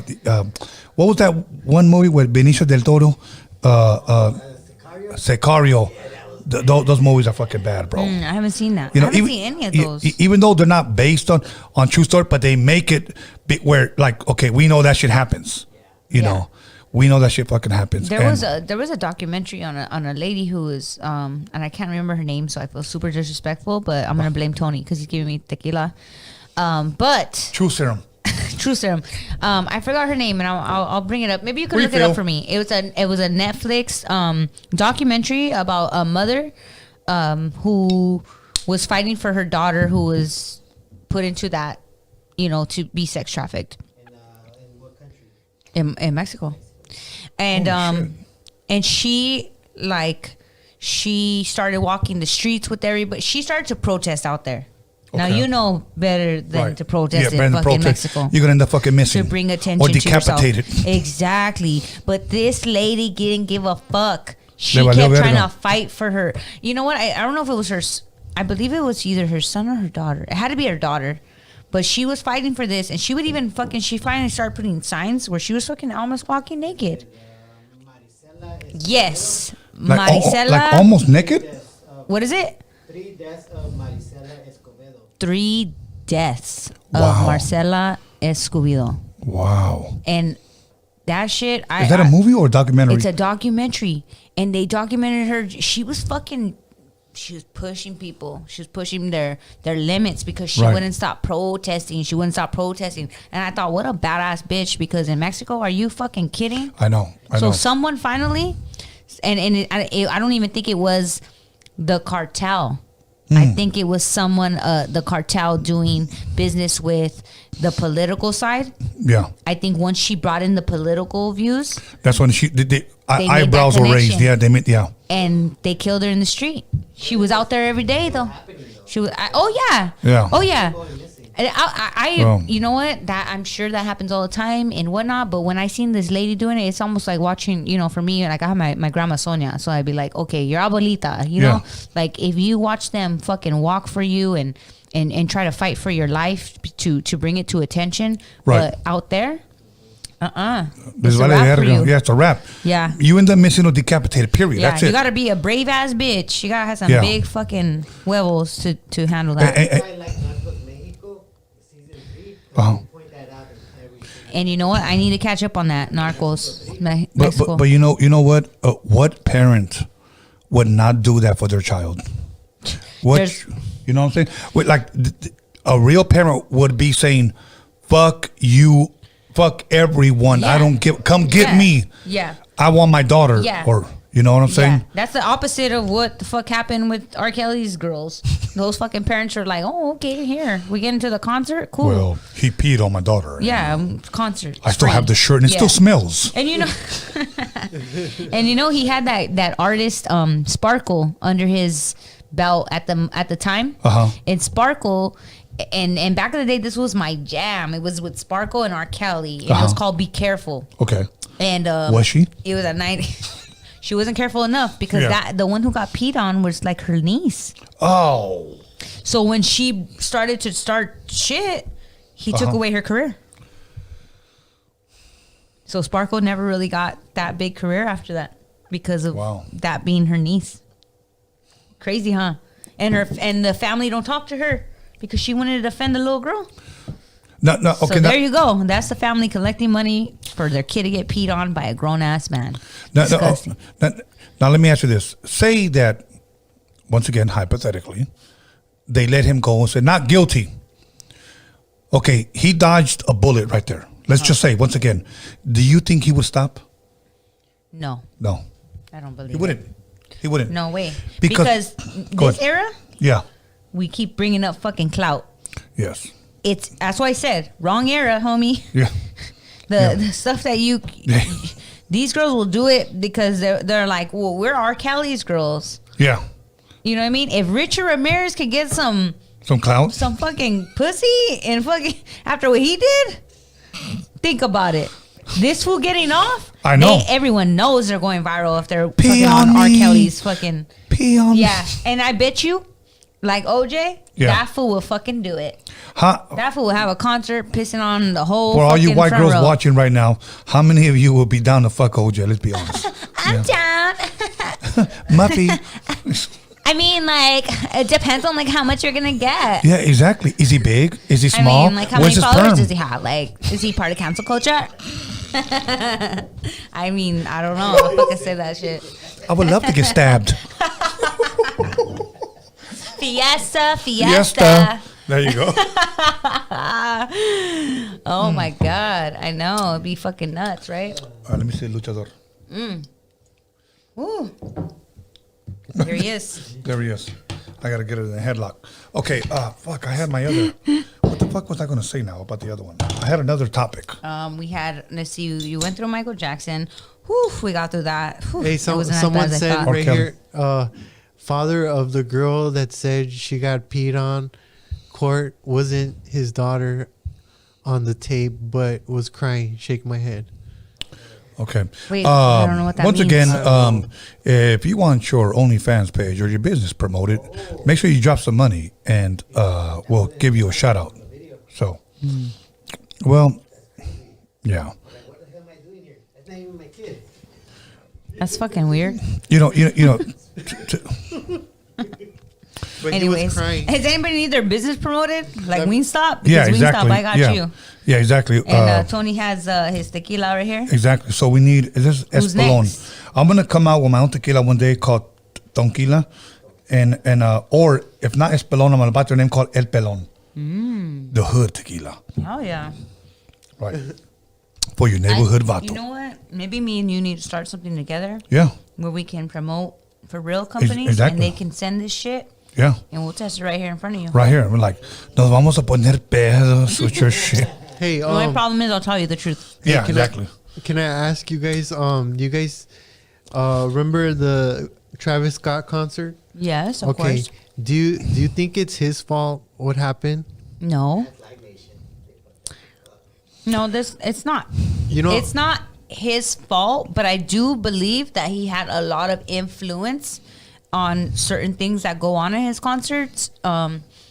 It does have like a very demonic effect, but I don't think you can, as an artist, when you make music, I mean, it doesn't go as far as physically influencing someone. I guarantee you somebody watching you that really liked you threw their fries at the TV because they disagreed with what you just said. That's fine. But I don't. You, Sammyjo. You know what? I work for a concert company.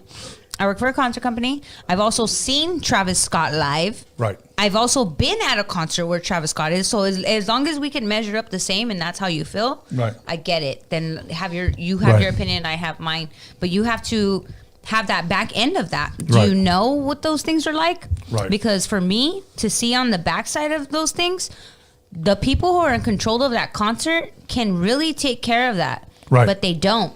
They don't, because it makes more money to make go over capacity. That's extra fucking money. That's extra fucking money. Yeah. But okay? people ran in. They see, that's the other thing. Oh, and like what? This fool don't have fucking money enough to Right. have enough security and people on the outsides of this thing. So that's what I'm saying. Part of this is the venue part. The part of this Right. is the promoter's part. Right. Everyone has a part in this. So I don't think it's all his fault. Right. Look, whether it's his fault or not, the sad thing is that this will follow him. Oh yeah, Because- he's already getting like people don't want him now. Hey, the people that snuck in, you think they'll get money? I don't. I mean, like, unless I your don't- name's on something important, Yeah, exactly. then no. Exactly, because motherfuckers are Probably gonna be not. like, I'm not gonna go to his concert, even though it's to 'Cause- die for. yeah. Yeah, no. Like, I've watched a few. Oh my god, that's so mean. I'm gonna get canceled for saying that shit, for laughing. yeah, cancel culture. No, I'm serious. I don't. No offense to the families who are affected, for real. Mm-hmm. Because it's not about me not getting canceled. It's because it's a sensitivity, for real. I might be drinking, whatever, but I do know that is a sensitivity part. Yeah, it if is. I would have lost somebody, I probably wouldn't like that joke. Right now, and I know. But I will say on a serious note, at the end is that, like, I don't think you can blame all that shit on one person. Right. But I do think yeah. he handled it wrong. Yeah, That's all. yeah, He handled it wrong. yeah. He handled it wrong. He did. There's so many people who have even showed along the way that you don't have to do it like that. You could stop things. You're the artist. Yeah. You just have to do a little extra work. Hey, what do you think about the people that say that every man that hooks up with a Kardashian, something fucking weird happens to him? Okay, here you got Lamar Bringing Odom. back the bruja. Yeah. Lamar Odom, Kanye West looks like he fucking lost his fucking mind. He goes Christian and then he starts going to church with Marilyn Manson. Like, really, bro? Like, are you guys spooning? Like, seriously? I don't think it's the Kardashians' fault. I think it's their egos. All of them? Yeah. So even, what's her name? Caitlyn Jenner? Caitlyn? I think. Caitlyn is Bruce Jenner, right? Yeah, Caitlyn is, yes. Yeah. What the fuck happened to that guy? I think. Oh, yeah, he killed a woman and got away with it. Yeah. Yeah. That kind of guilt gets to you when you killed Yeah. somebody and they didn't pay. Yeah, but he didn't mean it, so he got off. That's what he. Well, I mean, yeah. He plays hide the sausage between his legs. So. He still kept it. I feel like Caitlyn, I don't think it was, I think he loved it. If you think about the Kardashians and how girly and everything that they are, the mom, all of them, he was one of them. He Yes. just couldn't come out as one of them because he was an athlete. You know what? He just brought up he was probably a cuck and liked to see OJ bone his wife. OJ said he broke her. Yeah, exactly. To the hospital. So, Alex, we're gonna get into the cuck What are thing. you talking about? Is that a real thing? Yeah, he wrote that in his book. He broke her and sent her to the hospital. That Yeah. he broke Caitlyn, that he broke Chris Jenner. broke Kris Jenner? What's that mean? Like he broke her, he went too far? Lay down the pipe. Yeah, And he, sent her to a hospital? yeah, I never heard this before. yeah. He wrote it in his book. He said that she was like a doorknob. Everybody takes their turn. So then Chloe is for real. Probably, she was like a freezer. Everybody sticks their meat in her. So yeah, so she's like a diving What board. do you Everybody think? jumps on her. What do you think?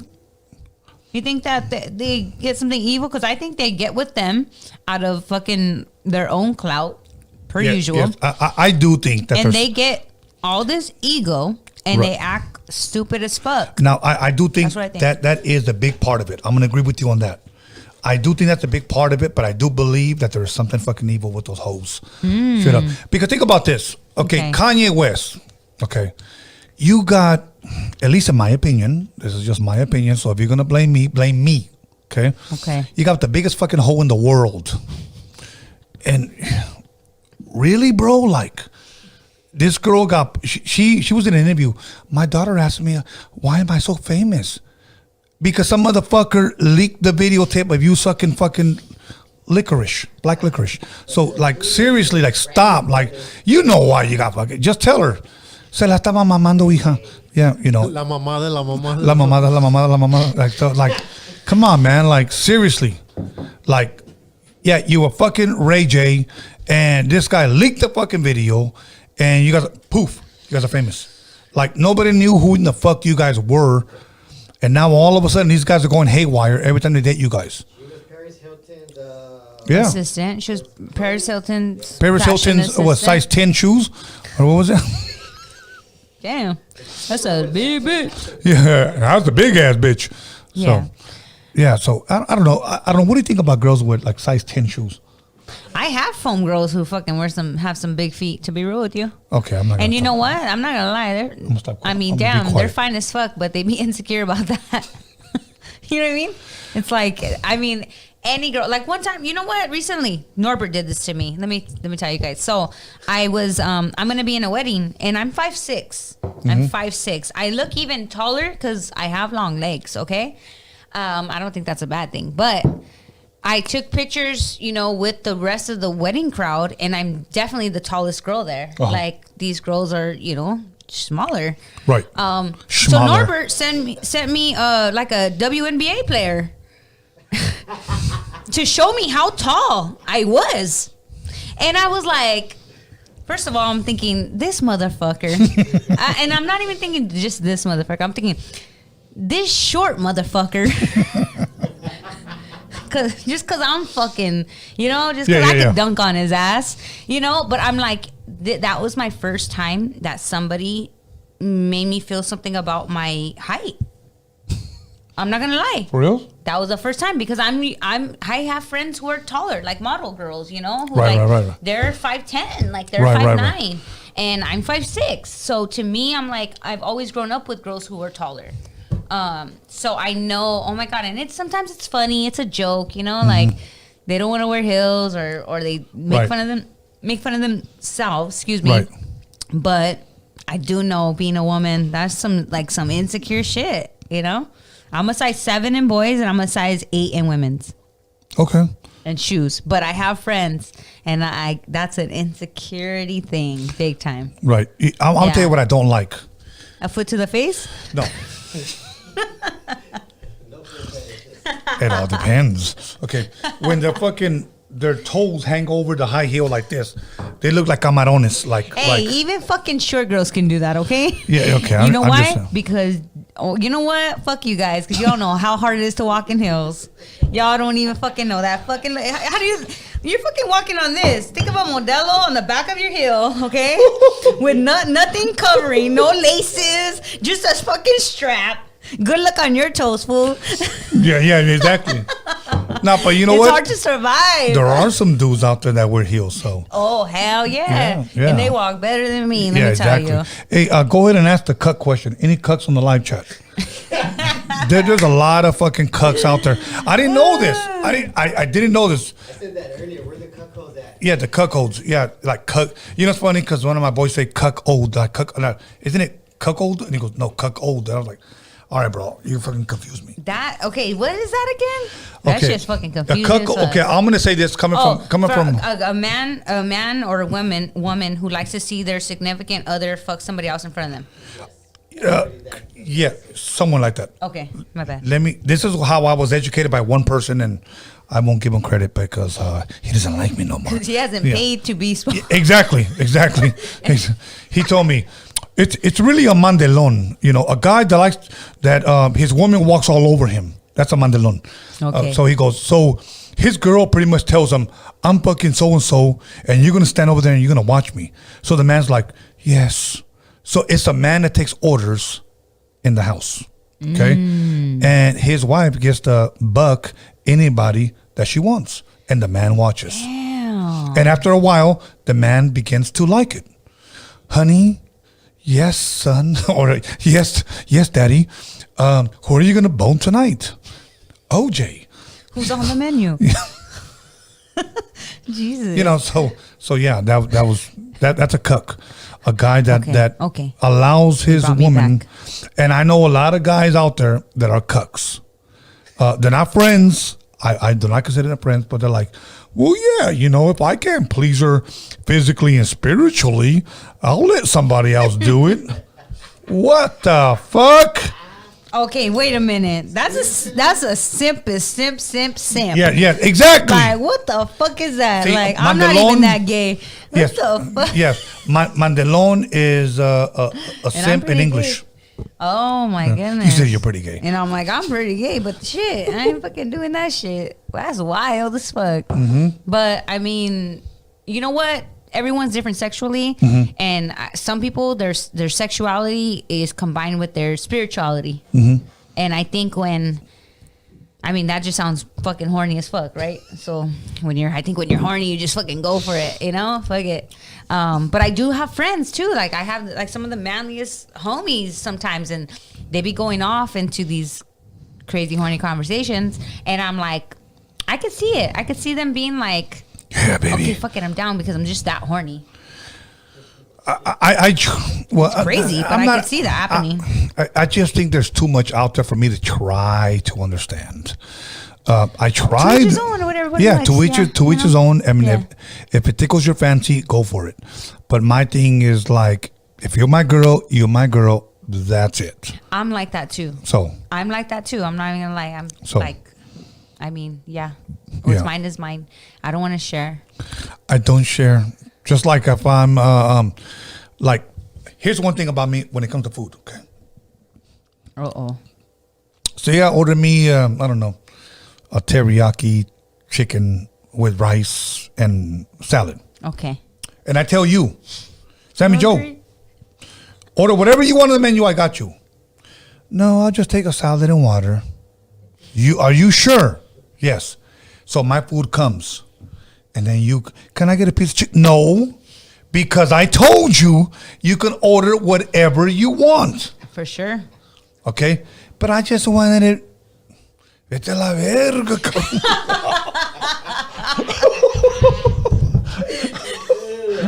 You know what? Here's one thing. Well, you know I date girls too, right? No, I didn't know. Okay, well, I date both, okay? So I know how crazy we fucking are because I've dated myself, you know what I mean? For real? I've dated, yeah. Did you like you? As females, listen, I love females. They're beautiful, they're bomb, and they're a lot more fun to me, okay? Simon. But we're fucking crazy. See. And like wanting certain things is never enough. So when you say that, I feel like it's almost like a test that they do. See, this girl language is to a whole different level right now. Okay, you know how girls say, "Go ahead, babe, have fun tonight. Stay your ass fucking home."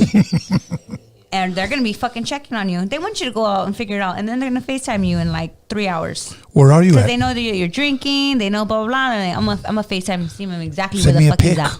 We're crazy, right? So I fucking know that like sometimes some things just aren't enough. They want some of that too. Well, you should just give it to me because I'm a fucking chick, and you should just give it to me because we're fucking, and you should just, and it's like, yeah, you're right. Like, what was the hardest part about ordering whatever the fuck you wanted? What was the fucking hardest exactly part? I understand fools now completely because of this. Yes, I'm like, you know what? You bitches ask for way too fucking much. And I'm gonna tell you straight up. Like for an example, like my thing, like I'll go out with a group of people, order whatever you guys want. I'll order something. Am I gonna get a piece of that? And I will go from 0 to state penitentiary in anger immediately. And I will turn Richard Ramirez on your and be like, I told you.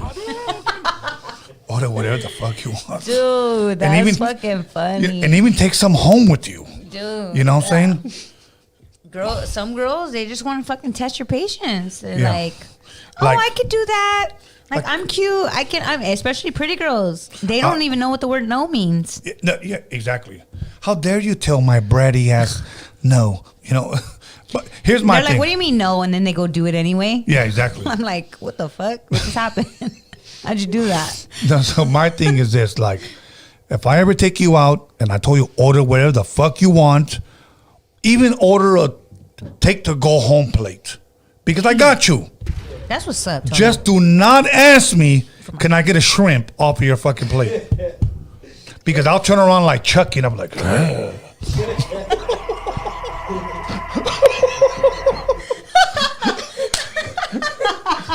You know what I'm saying? So like, Don't do that. Oh fuck. So don't do that. Damn. Do you believe That's that? funny. Go ahead. When people eyeball your food, that's why it drops. Do you believe it? Okay, so he's asking if Tony believes that when you look at food, when people drop it. So like if I'm craving this fry, you know, and Tony picks it up, but I'm craving that fry and it drops, is that like a real thing? Is that a myth or truth? Yeah. I don't know. I never thought about that. Honestly, I can't say that. I can't say because motherfuckers usually like, can I get a piece? No. Order your shit. You know what? Can you bring him a fucking filet mignon? No, I don't want all of it. Just bring it to his ass so he doesn't have to ask me shit. You know, because I'd be like, motherfucker, you just ruined my motherfucking dinner. Dang, yep. Yeah. You know, because to me, one thing about me, I love, when I can, I love being generous. I truly do. You know, bring us a bottle, bring us some fucking pisto, bring us some food. We're all gonna fucking eat. Just do not ask me because I'm gonna eat my shit. Yeah. I just want a little piece. Vete a la verga, puta. I told. Oh my God. So that's my thing. Fucking great. You know what I'm saying? You want dessert? Yeah, okay, cool. She's gonna have so and so. Okay, and I don't order nothing. So everybody's eating dessert. All of a sudden, sir, you sure you don't want nothing? Yeah, you know what? Bring me some mochi ice cream. Oh, what is that? Don't worry about it.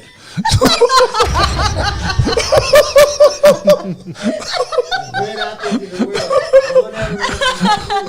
Oh my god, that's fucking great. So. Oh my, yeah, man. You know what? I feel like I need to be more like that. I think I'm thinking it, but Yeah. usually I'm kind of like, Yeah. all right, like sure, like okay, go ahead. Like don't, you know what? If like you ask for a bite, okay, cool. But when you take a big ass bite, fuck you, fuck you. Here, just fucking take the whole thing. Seriously, I don't Yeah. give a fuck. Yeah, I'm not I'll even fucking hungry no DoorDash more. myself something for real, because it's like, what was the point of that? Okay, one guy really All upset. enraged me, and I was in 7th grade. I had bought a honey bun. Remember those honey buns? Oh yeah. And I warmed that motherfucker. I didn't even open up the bag. I just threw that motherfucker in the microwave. That fucking bag blew up. Oh, like, oh, this motherfucker's beautiful. Can I get a piece? I was like, okay. This guy doesn't have lunch tickets. Okay, yeah, go to take a piece. He takes the center piece.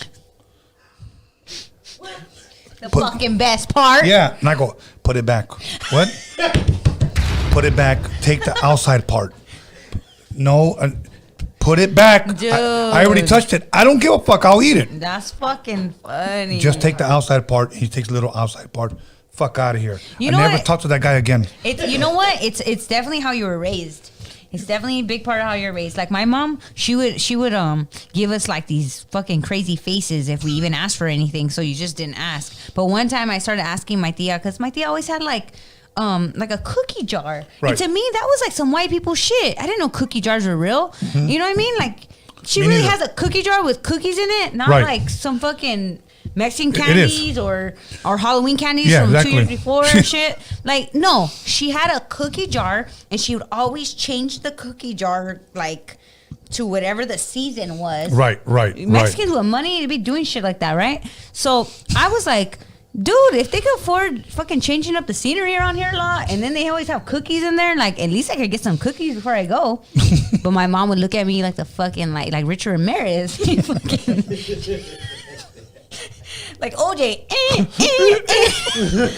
like fucking Candyman. I was like, no. I was like, I'm good. I'm fucking good. I don't want no cookies. I'm a cookie monster, dude. I'm a mad sweet tooth. I'm not gonna lie, but it was my mom's face. I'd be like, fuck. And I'd be like, you know what?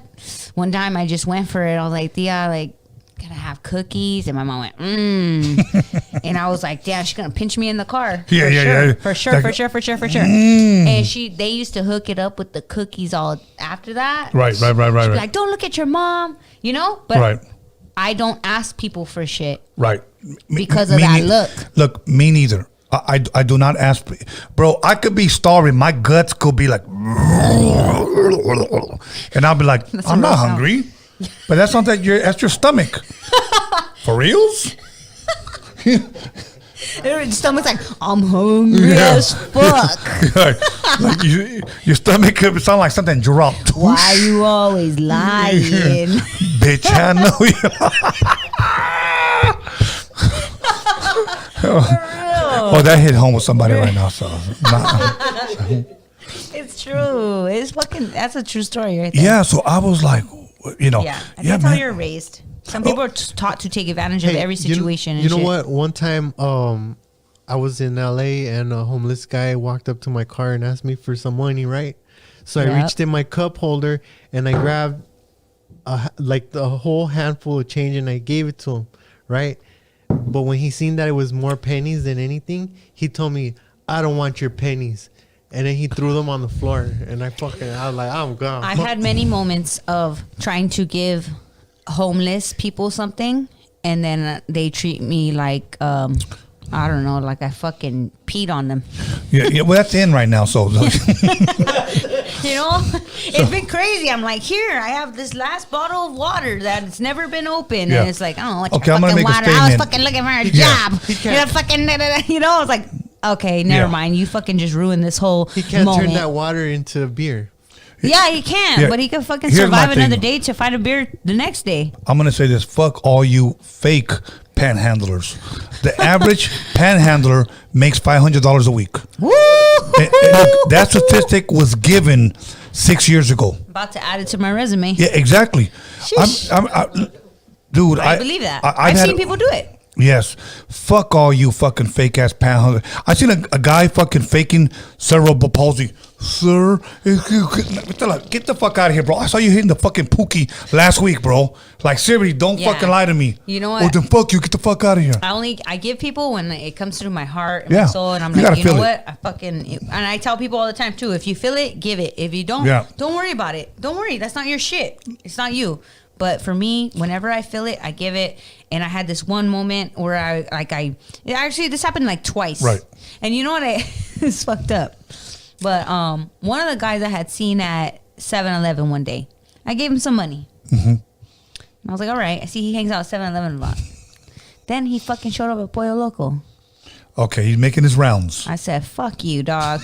You ain't changing your life. You fucking just changing the fucking... Location. The location, exactly. I said, this motherfucker, he has gigs. He's getting paid for the gigs.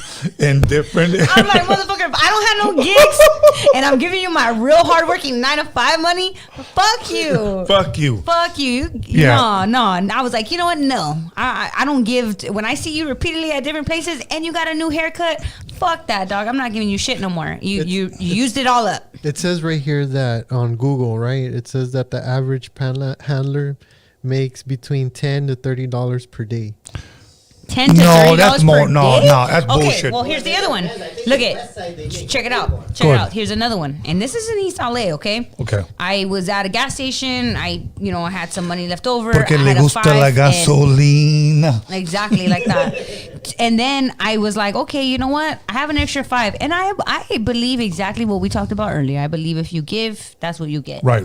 You know, and if like I said, if I feel it in my heart and soul, I'm gonna fucking give it, not because it's gonna come back to me, Right. but it's just in that moment that I'm like, you know what?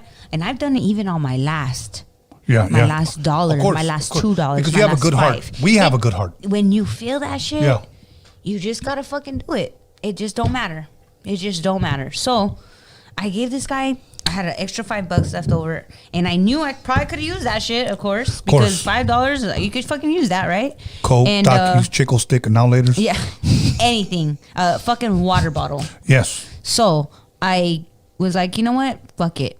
I gave it to this guy, and he was like to me, he almost seemed like kind of like a kid to me. Like I felt like bad for him. And then I fucking went around gas station, finally got to my street, and as I was driving past him, this fool motherfucker's counting change. This motherfucker's counting a lot of dough. Damn. He was counting all his fucking feria, and I was like, oh, okay, bitch, you got played. Well, Okay. Hey, what You know? about that guy that Fuck plays it. the violin? He presses play on his phone. don't tell and me he- someone does that, because Yeah. I'll try it. No, they do that. They And do that. They do that. They press play, and then they got an instrument, and they're like pretend they're jamming, bro. They were I'll playing I'll that. fucking air drum at the fucking crypto.com tonight.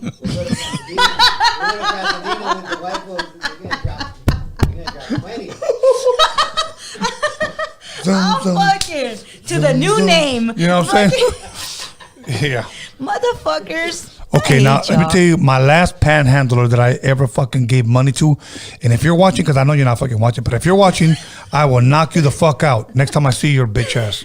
I went to a gas station. This fucking low life lame walks up to me. Sir, do you got any fucking change? Well, he said, you got any change? And I said, I usually don't give money because I'm not your employer, but let me go get some change and I'll be right back. So I go pay whatever I had cash. And I come back and I told my son, Mijo, go in the glove compartment and there's a little pocket Bible. Just a little pocket Bible. Something for him to read because they look like he ain't got shit. My son gives me the Bible and I put a $5 bill and I close it and I give it to him like this. I'm holding the Bible, but he grabs the $5 bill out of it. And I said, no, I'm giving you, like, take it. He goes, what is that? And I said, well, it's a Bible. He goes, no, I'll just take this because that book tells me I have to work for this. Oh my God, I feel played. I need to throw my heart in the trash. But I really wanted to run after that motherfucker and like beat the shit out of him. Yeah, But that's a tough one right yeah, there. I was just like, Dang, okay. that would left me fucking speechless. Yeah. Let me ask you guys a question. Go ahead. I don't know about. As long as it has nothing to do with the Karate Kid. Yeah, because you get karate kicked to the head. Bad or okay doing this, but like when I'm at a certain street and my kid's in the car with me. Okay, the kid's in the car with see you. a homeless person. Homeless he person. sees the homeless person. Yeah. And then he sees Raza working on the same street, Right. selling flowers, oranges. Mm-hmm. And I tell him, you see the difference between these two people? Right. This person's not even trying to work. Right. But that's so you see That's the kind of difference. that's good. The same person that's your skin color. Right. He's selling those flowers for $5. He's not making a Yeah. lot, but he's earning his money. You can Right. see the difference. I don't know if that's a bad thing or that's a good thing. I think it's a It's good not a thing. bad thing, I Yeah, don't I don't think. think it's a bad thing. I think it's a good thing to display. Because, okay, so he brought it to attention. Is it a good thing or a bad thing that he tells his son when he sees like hardworking, people, especially of our culture on the street, like Right. vendors and selling, flowers or whatever, Right. and compared to, and then also the homeless people that are on the street that are even of the same color in culture, correct? Most of them are white. And most of the time they are white, but Right. we do have homeless. Those two people I talked about in those stories, both of them Latino, So Right. but I get what you're saying, and we do have a lot of white homeless people that don't try, but we also have a lot of Mexican too that don't try, and it's usually because they have a disease. It's usually like they're they're on drugs or they're alcoholics. Yeah. And that's what they spend their money on, and that's what Yeah. keeps them alive somehow. But he's asking if it's okay to tell his son that, hey, look at the difference. These Right. are the hardworking people right here, and they're not making a lot of money, But they're here's working. but they're trying. Right. And here's the homeless people who aren't even trying. Right. Well, I think it's a good thing, but I also think like you don't know anything about that homeless person. You don't know if they are, a lot of our homeless people too are mentally challenged. They are. You know what I mean? So And that's it's a good hard. point to bring up. But the sad thing is that the normal man would most likely go with the hardworking, because we're not going to sit there and ask the homeless guy, "Are you mentally challenged?" That's why. You know, so it's hard to, Yeah. Yeah. Alex, did you ask the cut question? Go ahead. Yes, 67 votes. 85% said no. 15% said yes. See, so we do have cuts. We got 15% in there. Yeah. What's up, 15%ers? Yeah, 50. Welcome to the Out chat. of 68. Welcome to the chat. So if you're interested, my boy Alex, he will post up his IG on the description. And so if you want your wife to invite him over and watch, hit him up.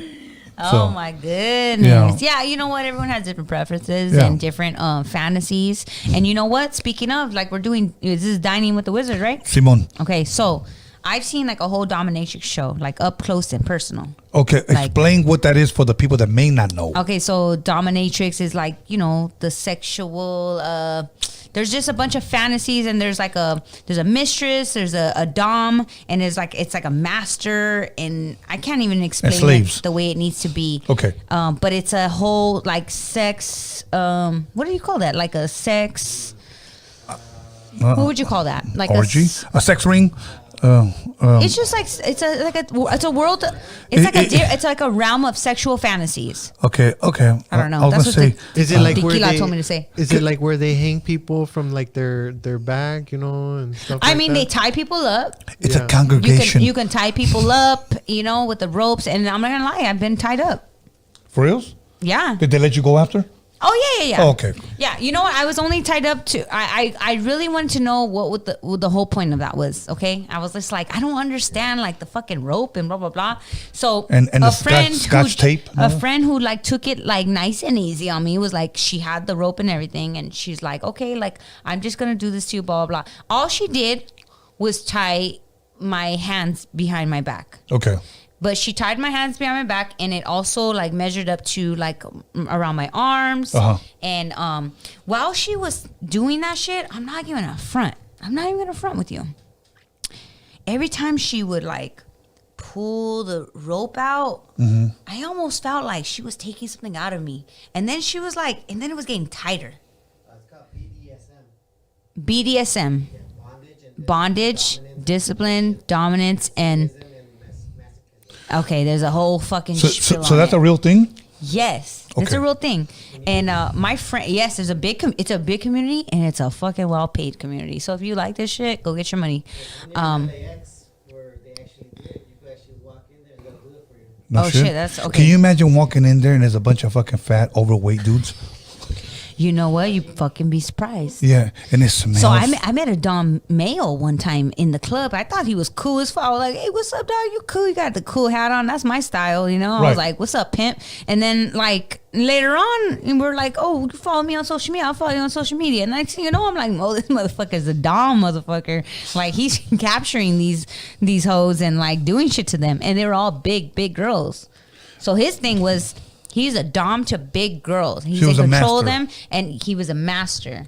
So this girl was a master, and she, like, when she tied, I could feel like some of the, to me, almost like not sexually, but maybe therapeutically, when she'd pull the rope and it'd get tighter, you do feel something. You do feel something. And I'm an energy person, so for sure she was probably taking certain things out of me. But then, Alex, I saw this machine that winds up where you lay down. It winds up, you lay down, and then it comes back and smacks your ass. So it wasn't a gumball machine. So it was just like this. About the Japanese version of bondage. Okay, so she didn't give you like a. I'm talking about the Japanese version of bondage. I'm talking about all types of things. The tying up thing, rope, that's called shibari. Shibari. Okay, shibari is Japanese. It's that you slap Okay. her body. Nobody was Japanese there though. You slap her. Okay, but no one Japanese there. But I guess we were doing Japanese stuff. Yeah, it was okay. So there's kinky, there's fantasies, and there's all that. But here's the one, because we're doing dining with the fucking wizard. The wizard, right, yeah. One girl likes food smashed on her. Okay. And that was the first time I seen a girl tied up, dressed like a little girl, who not got food all over her, but a pie to the pussy. Really? Pie to the pussy. That was, and let me tell you something. This girl seemed like that hit the spot. Oh God! Ay Dios! Enjoy your Thanksgiving pie. Yeah, exactly. Bye, guys. Happy Thanksgiving. All right, guys. Don't try that with pumpkin pie. Don't waste it. Man, I'm not even lying. She was dressed as a little girl. I mean, whatever happened. But she had her heels on and stuff, Okay, maybe I'm asking for interesting. him. Whatever happened to Pito and Pussy? That like that's it. Whatever happened to that? Now it's like dressing girls up, Catholic girl and pie to the fucking face and a fucking fake slap to the booty. When they go, when you have those like shows where they're like, you know what, you need marriage counseling, and then the marriage counselor's like, you need to try something else, like dress like a UPS man and like fucking, you know, it's just like they need to get some fire. Pretend in their your lives. husband is Jeffrey Dahmer. Richard Ramirez just walked in the building. Like, have you seen my husband in a UPS costume? Yeah, exactly. Have you seen? You know, I don't know. Yeah, everyone has different fucking Yo, fetishes and likes and if you shit. got a girl, I'm talking to the guys, and bring that freaky side out of her. If she's into that, bring it out of her and keep it between y'all. You know, And I think it's in all of them. You just got to bring it out. You just, you know, it takes the right man to bring it out. You know, the sad thing is that most fucking women that are married choose somebody else to bring it out of them. Because their man is a fucking lame ass mandilon, and he doesn't do it.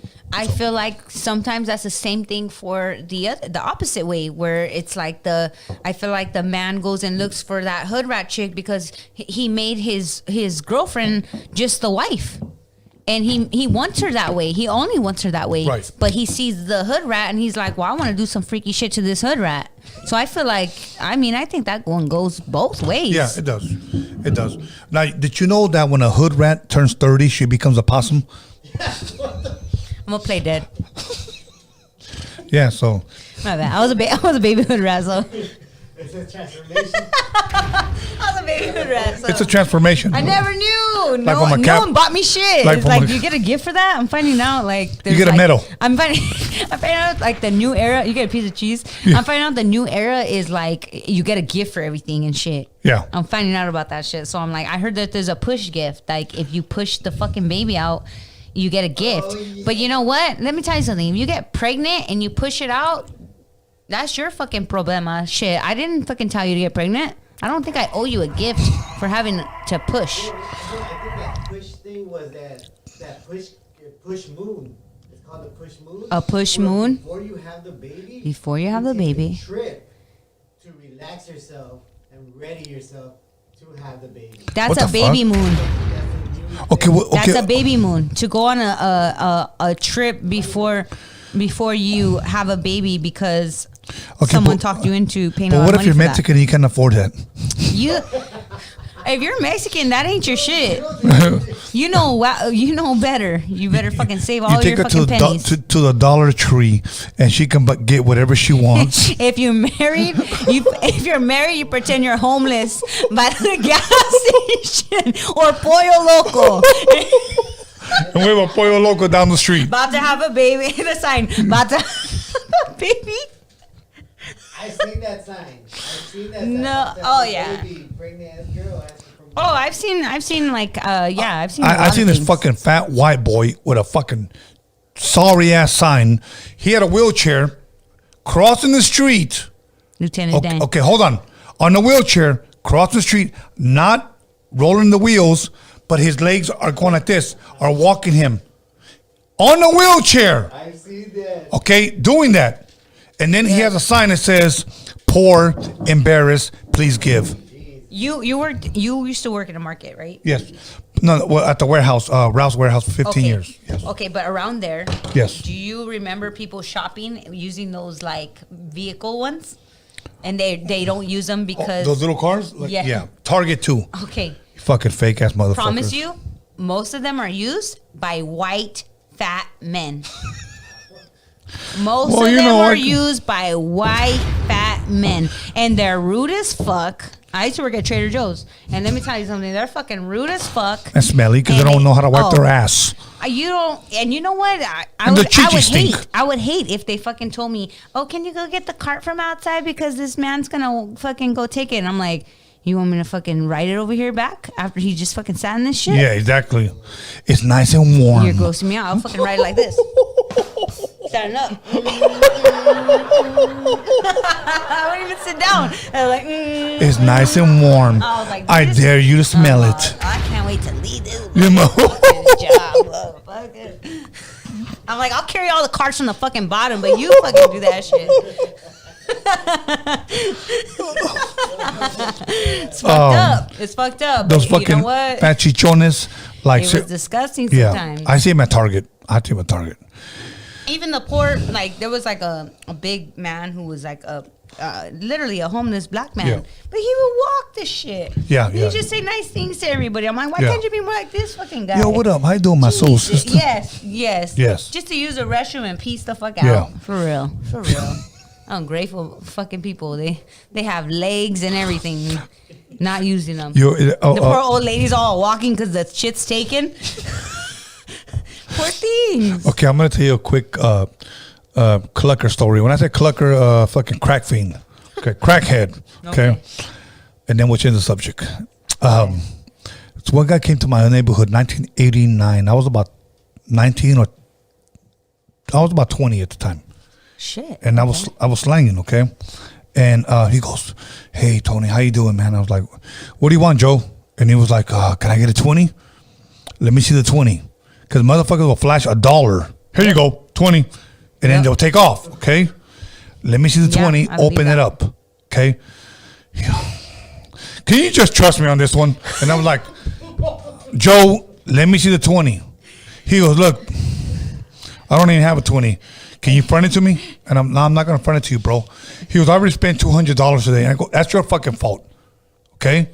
He goes, "I'm about to go see this one girl." And I was like, "I don't care, Joe. Give me the fucking 20 and I'll give you a fucking big ass, mobile ass 20. And I pulled it out. And I go, "Look, this is the 20 you're going to get. Give me the $20 bill, you'll get it." And he goes like, "Tony, can you just let me go get my dick wet?" Is this for white? Yeah, he's the white boy. Hell yeah. That's some white boy. Yeah. And I said, "Joe, are you going to go get..." Yeah, he goes, "Are you going to go get laid?" He goes, "Yes, I am right now." I looked in his car. That motherfucker had his pants down to his knees, and he was already whacking off. And I was like, "Yeah." And I said, "Look," I go, "check this out, bro. This was on me. Go get your dick." And I go, "Pull out your hand." He wanted to touch me. And I go, "No, I'm going to drop it." I just dropped it in her hand. "Go get your dick wet." I hope you caught gonorrhea, Joe. Yo, that impersonation is on point because someone will be fucking talking like that. Yeah, exactly. That's crazy. I feel like I saw him. Like I met that guy before. Yeah, exactly. Clucker Joe, if you're watching, I know you're not watching, but if you're watching, I hope we didn't shake hands. Yeah, exactly. Go fuck yourself. So. Oh my God. He had a hoopty. He had a hoopty. But anyways, if you were gonna say, Richard Ramirez, grab my hands, pray for me. If you were gonna grab his hands, and after you pray for him, and after you put it away, my response was gonna be from Richard Ramirez, "I just touched my pee-pee." No. Gotcha. This is why I wouldn't touch his hands. Exactly. This is why I wouldn't touch his hands. Gotcha, bitch. Damn. For real. That would have fucked me up. I'm not even gonna lie. If I would have fell for that, that would have fucked me up. I would have been that bitch who touched fucking Richard Ramirez pee-pee hands. For real. They would call me pee-pee hands for the rest of my life. Sammyjo touched my gummy worm. The Night Stalker pee-pee hands. Yeah, the Night Stalker. Oh my God. She's gonna go down in history. I would have just fucking bailed. Oh my God. I would not even like Monica Lewinsky. She could be out there. Me. Oh my God. I would have hit. You know what? If I was Monica Lewinsky and I was her agent or manager or whatever, you need to come out with some presidential Monica Lewinsky knee pads. And use them for volleyball. Exactly. Yeah, exactly. Dodge all them balls, baby. I mean, shit. You know. Okay. Did you see 15 Minutes of Shame? No, I didn't. Oh, check it out. 15 Minutes of Shame? Yeah, I believe it's called 15. Did I tell you that right? 15 Minutes of Shame? Okay, it's Monica Lewinsky. She produced it and everything. But also, impeachment came out where it talks about it shows the whole thing. And you know what? Sarah Palin fucking, oh my gosh, she fucking killed that shit. Brilliant actress. Right. It's called 15 Minutes of Fame, right? Of Shame. Yeah. Okay, so 15 Minutes of Shame. And that's where we start talking about how a lot of things that got blown up, people never really knew the story. So we still, like, to this day, like when I was growing up, I didn't know all the insides and outsides of that story. Right. I figured, okay, Monica Lewinsky's a hoe, and our president is a hoe too. Yeah. But there was a lot of backstory on that I never knew, man. Never knew. Okay, here's my story. No, not my story. Here's my story that I'm going to share. I was like, Okay. No. Let me refer. God bless America. Bring it back, come rewind. Oh, shit. And I just dropped tequila on my shit. Tequila. Here, Yo, you got to bring some napkins, bro, because that shit just like... handle that. Yeah, that shit just like... I felt that all the way down to my... Dang. How many party fouls you ever get? All the way down to my Disney. How many- What happened? So... Fuck. Oh, shit. Party foul. Yeah, okay. Let me put this shit right there. Got him. Okay. Here's one thing about Monica Lewinsky. And I'm going to ask all you possums out there, okay? Because you graduated from being a hood rat, okay? And I'm dead. Yeah, exactly. Here's my thing. If somebody... Okay, Bill Clinton supposedly nutted all over Monica Lewinsky. Her dress. Blue dress. Yeah, here's my thing. How are you going to... I got the presidential nut all on my dress. Do you know how that went down? Okay, tell me how it went down. Okay, so she had this quote unquote friend named what was her name? Linda fucking some Chewinski. white lady. Yeah. Okay, we're drinking tequila right now. So this white lady named Linda, listen, Linda. Yeah. She started to record Monica Lewinsky's phone calls. Okay, On purpose or just... on purpose. Oh, shit. On purpose. She wanted her revenge on the Clintons. And Wow. Not only did she want revenge on the Clintons, she felt like Bill Clinton was putting a lot of pressure on this young girl, Monica. Right. He felt like she was so obsessed with him and he was leading her on and all this stuff that she was like, oh, I'm going to get 10 times more involved. So on two sides, both fucking scandalous as fuck. Right. She started recording her quote unquote friend of all these things that they did. Right. And then at the same time, she was trying to say like, I'm protecting her because look at what he did to her. Look at how she's making. If people don't realize this part, if Monica Lewinsky would have been down low for life, she would have been, she really cared about the president that much. Right. That she would have just kept the shit a secret. Right. And a lot of us can relate to that, right? I mean, shit. If you could keep that a secret, you're a real one. Because, I mean, That's between us. You ruin lives. You know what I mean? Right. Especially with a president. Right. But this lady recorded her saying all the things about them, the ties that she gave him, the gifts that he gave her. Now the dress, she had told her about the dress. And then one time she was like, you know what, I'm going to wear that blue dress. And the girl told her, no, you should wear something else. Because she wanted that dress as evidence. Wow. She hadn't taken it to the cleaners. It wasn't that she was like, look, I slept with the president and I have this dress of cum to prove it. It wasn't like that. Not the way we fucking saw it and the way Right. media made it look. That's how we perceived it. But when you look at the documentary of what really, really went down, you see that Monica was a real hoe and she was a real side piece. Right. She was a real side piece. She decided like she liked him so much she would have never put him in that harm. But this bitch, Linda, is it Linda what? Do you know what it is, Norbert? What her full name? Linda Tripp. Linda Tripp is the real fucking 6ix9ine of that story. She was a straight trip. Yeah. Straight fucking tripping. That's She where brought that Trick shit came to from? life. Yeah, she brought that shit to life, and had it not been for her, it wasn't Monica. Monica was like a young girl who just was obsessed with the president. How old is Monica? Did you know? At the time, I believe she was only like, I think she was only like 25. 25, and fucking President Clinton was laying pipe. Yeah. So she was willing to, like, you know. Okay, She was down for him. She Like, liked him. She yeah. felt like there was like a low key, like really strong relationship Connection, with him. whatever. And you know what? It seems as if, the most powerful man in seemed- the world, and she was fucking him. yeah. 22? Oh, 22? 22, she was fucking and sucking him. And I think she was probably in court by the time she was 25 because I know Okay. they asked her in so court. she was like, I'm like with the most biggest powerful man in the world. I'll go. That type of shit. I get it. We know. I don't think she saw it like that. I think she knew, like, yeah, this is the president. But I think she really felt like, think about it, 22. Okay, we're not talking about clout years now. Because 22, yeah, your shit will be on blast as fuck. Be like you'll be on TikTok. fucking No Jumper next week. Yes. Fucking, you know. On Vlad and Joe Rogan. That's what I was thinking. But no, this was way back then. And she was 22 years old, okay, when that went down. And she was like really infatuated with this man. Now, when I go back to my young ages of baby hood ratism, I think we all wanted to be with older fools. You know what I mean? Because that's what our older hood rat leaders showed us. So you know what I'm saying? So is it safe to say that you were not attracted to men your age? Wait, now? No. Wait, back then, the hood rat stages. Back then, no, we were to both. But there was something about that because we seen our older homegirls do it that we were like, oh, that's like okay.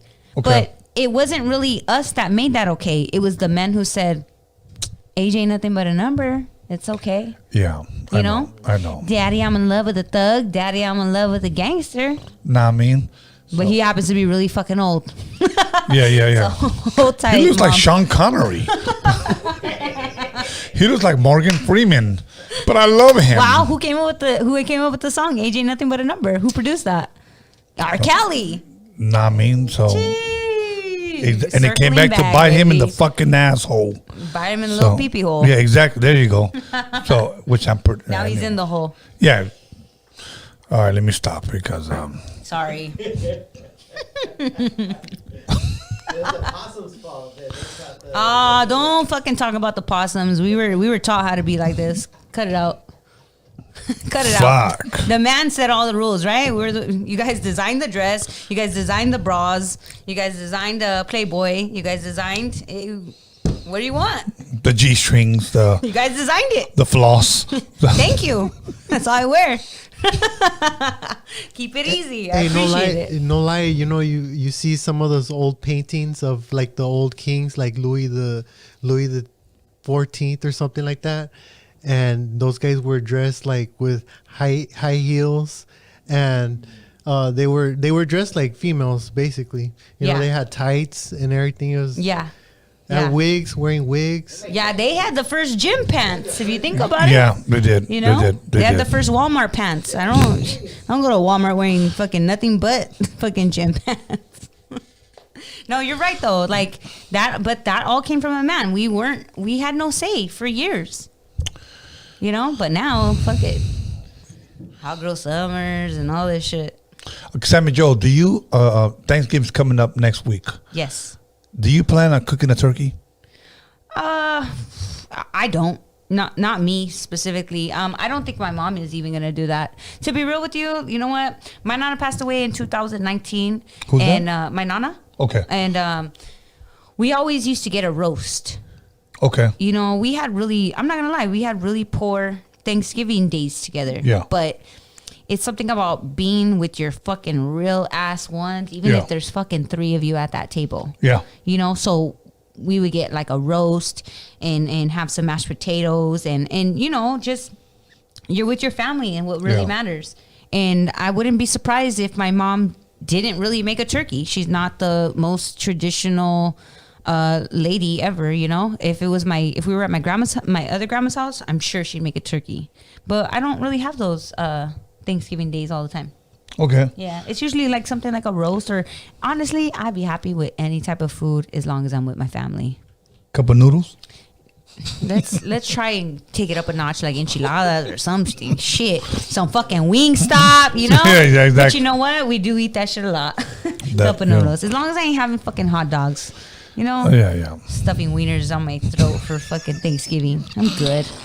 I ain't that poor. But that's good comedy. So thank you for sharing that. I'm always gonna say what I'm thinking. Yes. And I like that about you. You say what you think. Me too. I love that about you. That's why me and you. You don't. You know. Best. You know, people have asked me this. Okay, Sammyjo. Somebody said, "Hey, Tony, you come out of nowhere," because I started in the music industry in 1987. Yeah. I got out, I want to say 2002. I didn't come back to 2017, even though in 2006 I started DJing for Quick again. Yes. For a whole year. Okay. Yeah. So that's a little interruption. So I came back in late 2017, almost 2018. So almost 15 years I was gone. Yeah. I started up a podcast. Okay. And I said, let me just go ahead and start up a podcast, see what happens. Okay. Yeah. I didn't think about visuals. Everybody was doing audio. But I said, no, I want to see, and I'm going to tell you why. Power 106 one day had LL Cool J, had KRS-One, had Rakim, all my favorite rappers. So, but in my mind, I want to see them answer these questions. I don't just want to hear them. Yeah. Because you can edit shit out. Yeah. I want to see them. So when we went live, and I was like, fuck it, I don't give a fuck. Let's just go live. Are you sure? Yeah, I don't give a fuck. I never hosted a show, but... So let me encourage everybody. Just turn it on, talk shit. If you want to drink, drink. And that's it. Wait, time out. If you want to drink, drink. But be fucking careful who. Like, you're not even warning them. No, because you know what? Everyone thinks this shit is just easy. And you're right. It is easy. If you want to do something and you have that projection in you, you want to talk, you have something to say, you want to help people, cool. This could be totally it for you, 100%. I did learn over the years of how drinking and doing this mixes. Some of you, I mean, your podcasts are shit, but you drink like fucking sailors. Yeah. And I'm like, damn, okay, cool, you drink really good. That doesn't necessarily mean you sound great on the microphone. Even myself, I have moments where I slur when I'm drinking. I have moments where I forget everything that I'm saying. If I'm smoking too, like that's another thing. But I don't think some people think they could start this shit and have a badass show because they got mics, they're on camera, and they're fucking drinking with the homies. And no, it takes a lot more than that. Yes, you know it what I mean? does. You can do this, but watch yourself. You know what I mean? Yeah. Take time to see your tolerance of how you sound on this, because people won't take you seriously. Yeah, if you right. fuck it up. You're know? right. If you're doing too much and you think it might look cool, and it might not. Because I see a lot of people who start this shit and I'm like, cool, that's good for you. And I'm like, great. And then I watch it and I'm like, oh, no, you're not even saying anything. You're fucking just getting drunk in front of me. Yeah, exactly. Just save it for IG Live. Yeah, dog. exactly. You're kicking it and I'm not. So like, what the fuck are you doing? Like, so. What are you even talking? What are you talking about? What's the point of this whole shit? So, my thing in sharing what I'm saying is like, look, if you're gonna do it, just be serious about it, and make sure that people are gonna wanna watch it. Like when I started Roadium Radio, my boy told me your table's empty. So you know what I did? I took a bunch of fucking toys and I just threw them on my motherfucking table. Yeah. Let's fucking go. And it worked. You just don't never know. But look, here's my thing. I'm 53 years old. I'll be 54 in March. Okay? And my thing is this. Don't be that guy that's 60 or 70 years old on a fucking rocking chair petting a fucking fat cat and saying, I should have just took that chance. I should have took that chance when I was 40, when I was 50. Right? I should have just... It's too fucking late. Your pee-pee doesn't get hard. Tony, how many people do you know that tell you, yeah, bro, I really want to do this. I want to come on here with you, and I want to do that, blah blah blah blah, and it's just like it's all talk sometimes. It is, and it's never like a move. Yeah. But it's like when you don't move, we all know people who like think things and just do them. Know right off top that if you keep saying this shit, it don't mean nothing. It don't mean nothing. It don't mean nothing. So don't tell yourself lies. Yeah, you know what? What is that saying? That talk is, talk is cheap, bro. You know what? Is. Look at every fucking Monday, and usually every morning, I always post up an encouraging quote on my IG, and I always tell people, bro, you know what? May you have a blessed and productive week. Or blessed and productive day. Make every day count. Every day is a blessing. Yep. Every day is a day to start over. Yeah. Every day. Yeah. When I wake up in the morning, I'm like, I'll be real. Thank you, Jesus, that I was on your wake up list. Same. Thank you, Jesus, that I was on your wake up list. Yeah. Second, what I'm gonna have for breakfast. Hell yeah. And then after that, you know what? I get to go to a restaurant every day in the morning, bro. Man, that's fucking that is a fucking blessing. And I used to remember when anytime I could get like an iced coffee, Yeah. be like, bitch, you the luckiest bitch on the fucking planet. Yes, you gotta go back to work, but you're the luckiest bitch that you get to have this craving and you get to fulfill it by paying for this expensive ass iced coffee. Yes. And guess what? Your work life is way better now because you're on crack. So, you know, it's a fucking blessing. Good for you, sis. Yes. Yeah, gratitude. You know what? Yes. Sometimes, Tony, like people think like I'm. You know, I have passive moments. You know, when I don't fuck around, you fucking know. Like today, I did a podcast and I started talking shit at the end, but I do play a passive part because now I'm older and I don't want certain things to fucking touch me, right? Yes. But like, you have to have these moments of gratitude to bring you, to get you through this whole thing. Like life is already hard itself. That's why I say anybody making shit difficult on you and giving you a fucking headache, stealing your food, poor Tony. Like, you know, like anything that aggravates you, agitates you, all that shit, fucking get rid of. Just get rid of, because you know what? Every day that you have this present moment of life given to you and that you get to do those things, right? Like what you said right now, I feel you on that, because I know certain mornings where I'd be like, I get to go treat my family to some breakfast burritos this morning. Yeah, that's a beautiful thing. Ooh, like, you know, if I could buy the whole family some breakfast burritos in the morning, I have succeeded in life. I'm succeeding. You know what? People don't even think like that. I'll go have me some fucking French toast. The next day, huevos rancheros. The next day, chilaquiles. And I'm like, you know what? Thank you, Lord. And then after that, I go home. I do my bed, put my clothes to wash. And 1 hour later, I go to the gym. Monday, I hit chest. Tuesday, I hit back. Wednesday, I hit arms. Thursday, I hit shoulders. And Friday, I hit legs. And that's like my whole week. And then I podcast in between. I'm like, I'm retired. Mentally, I'm like 28 years old. You're the best, fool. That's amazing. Yeah. That's amazing. So I love what I do. You know? Hell yeah. And every once in a while, I have cheat days where I fucking eat whatever the fuck I want. I've been having a lot of cheat days this year, dog. I'm not even going to lie. You can't wait for 2022. Man. I'm like supporting everybody's small business, so I gotta like put out the tacos and all this shit. No, but for real, like I mean, the year fucking passed by so quick.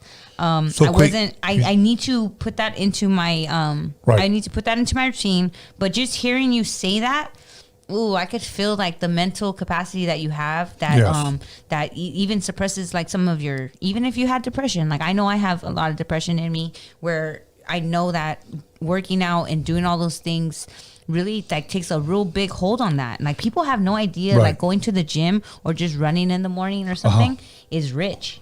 Right. It's rich. I'm going to say something that's probably going to trip a lot of people out, but I want to say this to encourage you guys, okay? That, okay, I've lived a long life, and I say this for a lot of people, that a lot of us have done enough dirt that we should have been taken out a long time ago. That it's only through God's grace and mercy that we're still here and we're still alive. Amen. Okay, I'm one of them.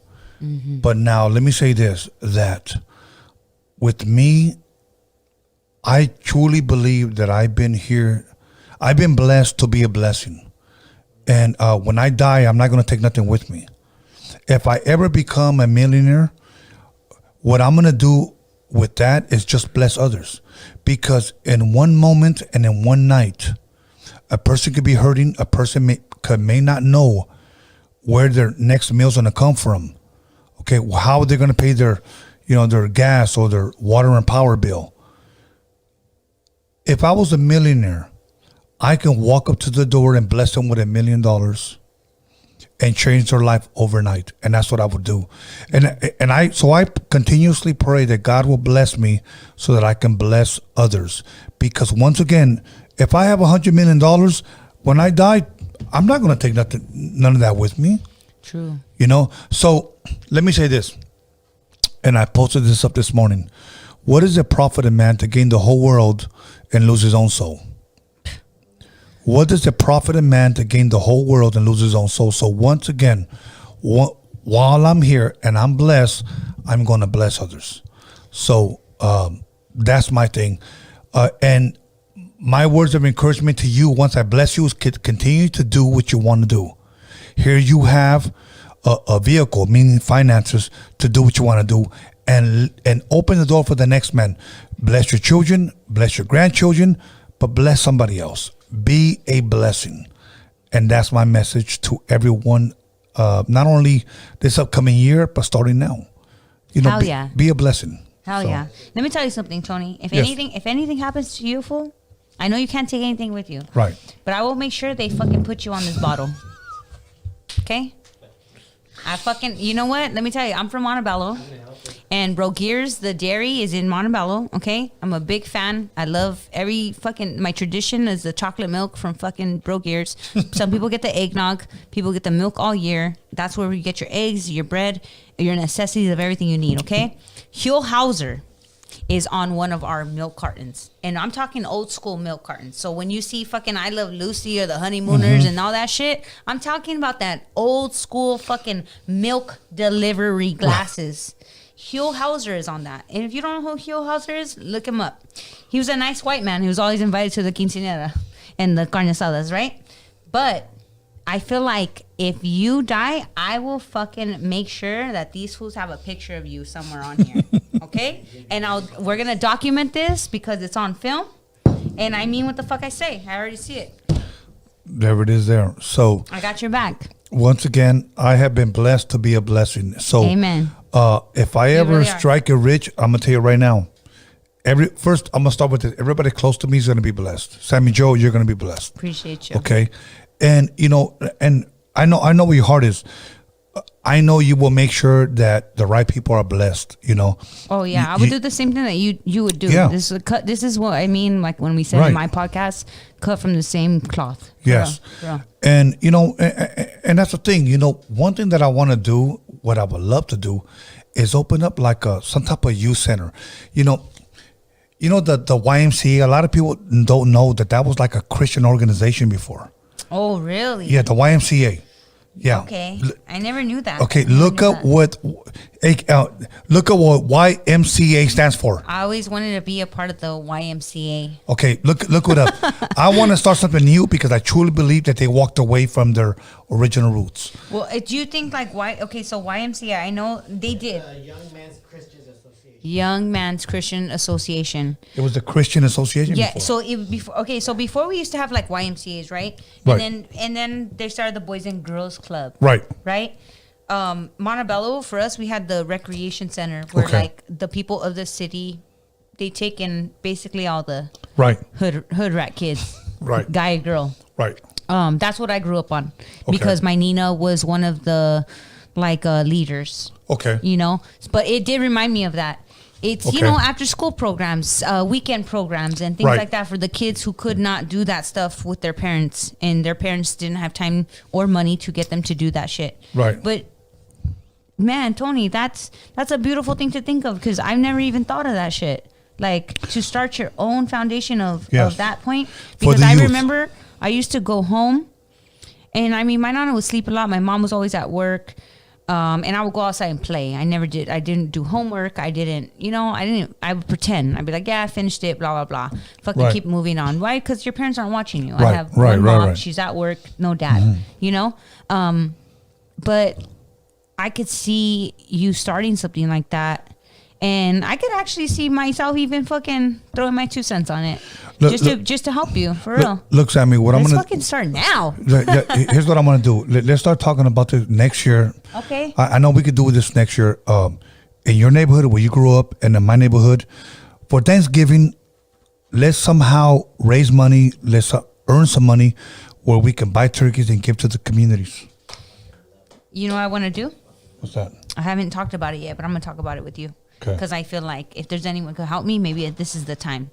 Okay. Something I've been lagging for the last 3 months. Okay. Is something I've really been thinking strong about.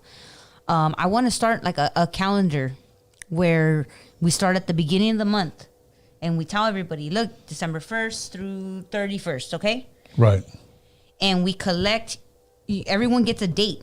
So whatever who you are, you get shout outs or whatever the fuck. If you have a business, blah, blah. You donated on the 1st or the 2nd or the 3rd. Each person has to get a date. And you can only, and it only goes from $1 to fucking $10. Right. So you can put $2. You could put $5. You could put $10. Right. But to fill up that calendar. And at the end of that calendar date, to donate it to something amazing. Right. Right. No, That's what I really want to do. Okay. Yeah. I think that's possible. No, I know it's possible, and there's a bunch, and I know there's a bunch of good-hearted people out there that are willing to help. Yeah. The unfortunate, the people sure. that cannot afford it, or people that are barely To making good it. causes. Yeah, You good causes. I know a lot of people need it. Here's my thing. You know what? How many children are out there that are 1, 2, 3 years old that don't know that their parents are poor? For an example, my mother and my father came from Mexico. I'm one of 10 kids. I grew up poor, but I didn't know that I was poor because I was loved. Oh, amen. I knew I didn't have the same things they did, but I also knew that we felt, like I said, my roast with my this, Right. that made us so rich. Exactly. And then growing up, you look at it and you're like, wow, we were poor. My mom and dad had 10 kids. They were like rabbits. Yeah. Yeah, there's 5 of us. Yeah. Sure. So, I get it. I got 5 brothers, 4 sisters. Mm-hmm. And that's a lot of work. Yeah, My vagina fucking, it did so. I was like, it twitched. It locked in. It twitched. It said, hell no, bitch, don't even. Don't even think about it. Fucking, don't even think about it. This is a fucking birth control fucking episode. Relapse or something. Yeah. So, I was like, my mom had over 30 grandchildren. Like, really, think about it. So owns a Dollar Tree. So, yeah, exactly. So one day, I was on a podcast, somebody asked me, Tony, do you ever want to be rich? And here's what I said. I am. And I said, I am. Really? And I was like, yeah, but I'm not talking about monetary value. I got 2 girls and I got 2 boys and I got 3 grandbabies. And I said, I'm rich. I was like, I feel that I'm there. Everything else is just a cherry on top. Yeah. I get to wake up every morning at any time I want. I don't need somebody to tell me you need to fucking clock in. We're working overtime today. You got 10 hours. I don't need that, bro. Damn. I thank God for that. Look, and I'm 53 years old. I'm blessed, That's bro. blessed. And my thing is this. I want to bless others. So, honestly. That's amazing. Yeah, I want to bless others. You know what? And my thing is this. And I shared this with you when I was in your podcast. Mm-hmm. Do you remember what I said, what I wanted on my tombstone? If not, I'll tell you. Yeah, remind me, please. Okay, my full name, number 1, Antonio Roberto Alvarez. But here lies a God-fearing man. That's what I want. That's it. Nothing else. Because I know where I'll be, but I want to bless others. God-fearing man. With your fucking picture. I'm putting it on the fucking bottle, dog. I swear to God, I'm reaching out to these people now. It's Get all the info. Exactly. So, I'm done, Sammyjo. We'll get all the fans write letters to them. Yeah, We fucking make it happen. You Yeah. know what? With your fans, it ought to be real with you, and you're the whole squad. We could fucking make this shit happen. I believe it, and honestly, I take it upon myself. I don't need nobody. I'll fucking make this happen. I know myself. For real.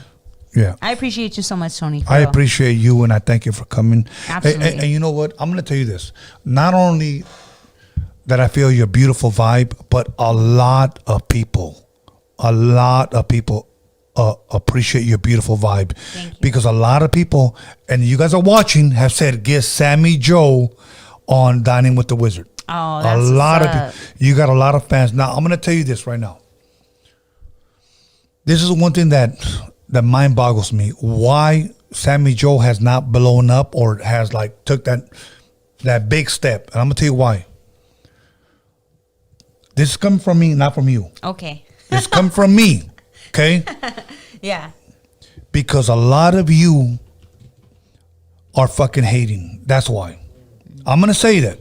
I see it. Mm-hmm. You guys see a beautiful fucking female. And when I say beautiful, not only from the outside, but from the inside. And you guys just fucking hate. I'll fuck her. I'm not going to support her. I'm not going to subscribe. I'm not going to like. I'm not even going to fucking view. You know why? The reason why God doesn't bless you is because you're too busy fucking hating. That's your problem. Mm-hmm. So, you know what? Stop hating. Yeah. You know what? It doesn't cost you anything to support. It's not going to dampen your fucking career. Yeah. If anything, if you're going to push that positive energy out there and bless her with a like, with a comment, with a view, it'll come back to you. Yeah. That's all I'm saying. You know what? First of all, I appreciate you saying that, and I'm like receiving it, and I appreciate it so much. But also, you know, I trip out. I trip out on like how people see certain things when they see it that way. Because I'm like, it's a trip, because you see a lot of fake people getting all this like, oh my God, like, geez, just put the finger in the, you know? And then you get me who like, I'm the person that's like in your house. I'm the person that's like your prima. I'm your person that's like the homegirl. I'm the person that's down the street. I'm the person that's going to be at that same liquor store that you go to. I am the same person that you are. Right. But you want to help the person who's over there that you don't even know, the fucking Calabasas motherfucker. Yeah. You know what I mean? Like, and that trips me out, because all I ever wanted to be and all I ever wanted to do was, the only reason I really wanted to be on the radio is, one, you're not seen. We have to take that out now, right? Because you are seen. But now when I am seen, I am judged for right off top, one, looks. You know what I mean? Yeah. Right off top. Her boldness. Everything. Yeah. And she's too cocky. Yeah. I smoke blunts. I do this. I do that. I'm like, she's not professional. It's crazy, because I can do all that, be professional. Yeah. I can entertain the fuck out of you. Right. I'm being honest. Right. I'm also bringing nothing but content that will teach everyone something. Exactly. I'm not a fucking, like, even if I was a dummy, like, I put everything out there on the table for everyone to show that, like, if you're feeling the fucking same way as me, if you think you're a dummy or you think you're on this level, whatever, we're all gonna learn something. Right. I want to help everybody. You know what I mean? And it's never those people that get that love. Right. But I'm okay, because I know, I feel like your intentions are pure. My intentions are pure, and it's bigger than that, because people, unfortunately, the life we're living now, because I feel like back in the day, I probably would have popped off. I probably would have been up there. But fuck you, now, haters.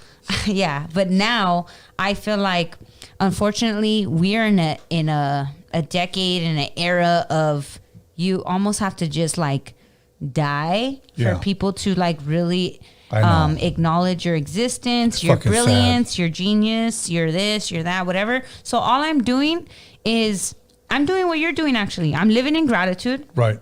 Okay. I'm proud of everything that I do, because I'm being myself. Yes. And all I'm doing, and I've always done this, even when I thought I would never be nothing, I'm still living almost to die. Like, I am living to say, like, okay, cool, but when I go, this is what you have of me. Yes, yes. And you know what? It's going to be beautiful. And I'm more like, I think, like, at the end, like you said, we can't take nothing with us. Right. Like, I can't take Wingstop. I can't take shit. Right. I can't take Norbert to do my fucking views up there. Like, I can't do nothing. So, all you can do is try and stay in your lane, have tunnel vision, do what you feel like your purpose is. Right. And just leave that fucking story for the rest of them. Right. And hopefully anybody who's a part of that is, and anybody I know, anybody I've worked with, anybody I've ever had on my podcast, anybody I've ever been on their show, I know that I get to leave this world in a good place, no matter what. Absolutely. You know, views, no views, money, no money. Yeah. I feel good about what I've done. Now, let me say this. If you're Raza and you're watching, I'm going to say this. How many Chicanas do we have out there representing us on a podcast? I want you to think about that. Not just looks. I really want you to think about that. So I'm asking you to support her. I'm not fucking begging because that's the fuck. It's up to you. You know, I appreciate but it's up to you. No, support her, nobody. and we'll just go from there. Thank you. Let's continue to build our people up because here's the problem. I've had Chicanos that say, "No, I'm not gonna be in a fucking podcast," but fucking No Jumper calls you and you'll run right to his fucking white ass. Oh yeah. Vlad calls and you'll run right to his fucking Russian ass. Yeah. You know that's the crazy part. But you'll say, "Viva la raza, vete a la verga, puto." You might as well just say, "Fucking viva el white boy," because that's what you're fucking doing. And you know what? Let me add to this because you know what, Tony, me and you both, we'll talk to a plethora, a fucking span of different types of people, from the lowest to the highest to the middle, and we're not even worried about that. Right. You could fucking interview a fucking nobody tomorrow, and then the next day interview a big celebrity. Yes. And I am the same way. I have a great fucking resume. I'm not even gonna lie. Yes. But it's not about that. Mm-hmm. So we also have people in our culture who want to say Latinos don't support Latinos. Don't say that shit if all you support is celebrities. Right. Fucking cut it out. Cut it out. Yeah. Cut it out. Because when you're a celebrity and you're around Raza, you wish you fucking mixed well in that shit. You wish you had your high fucking white socks on. You fucking wish you had your Chucks on. You know what I mean? Like, it all goes back to that. That's why you should always be your authentic self. Right. You should always just be your authentic self, because some of us can fucking see that shit clear as day. Yeah. And at the same time, I just like passive, like, okay, well, that's you. Yeah. Handle, because that's what you're going to get right back. That's when you get it right back. And that's why I only fuck with people like fucking Tony. That's just truth. Nah, mean. So. I'm serious. Nah, mean. Sammyjo, I'm going to ask you one question. What I'm talking about. I want to ask you one question. What's up? When are you going to invite me back to your podcast? Oh, my God. Tony, if we can do like what we're doing right now on my show. I want to bring Richard Ramirez. Ricardo Ramirez. Oh my God. Exactly. Impersonators? Be like. Listen, if you bring a Richard Ramirez impersonator, you gotta bring a bring a Michael Jackson impersonator too. Okay, cool. He goes, Sammy. You know what? We'll let them have a talk with each other. What if he be one guy that does both? Like he's like, no, he goes, I'm gonna fucking kill you, Sammy. I know you like me.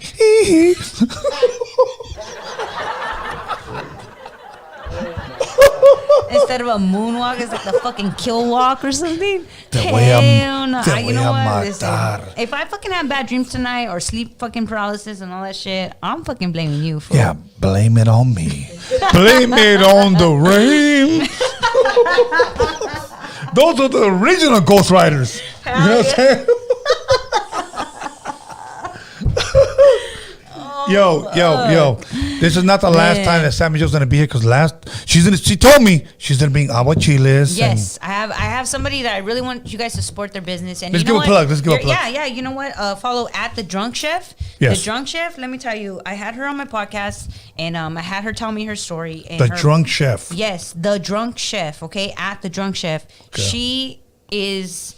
She does aguachiles, she does birria tacos, mariscos, she does ceviche and all that. She actually does other side caterings, but that's like her main meals. She does little pop-ups here and there. And the reason why I want to blow her up is because, her mom passed away from breast cancer.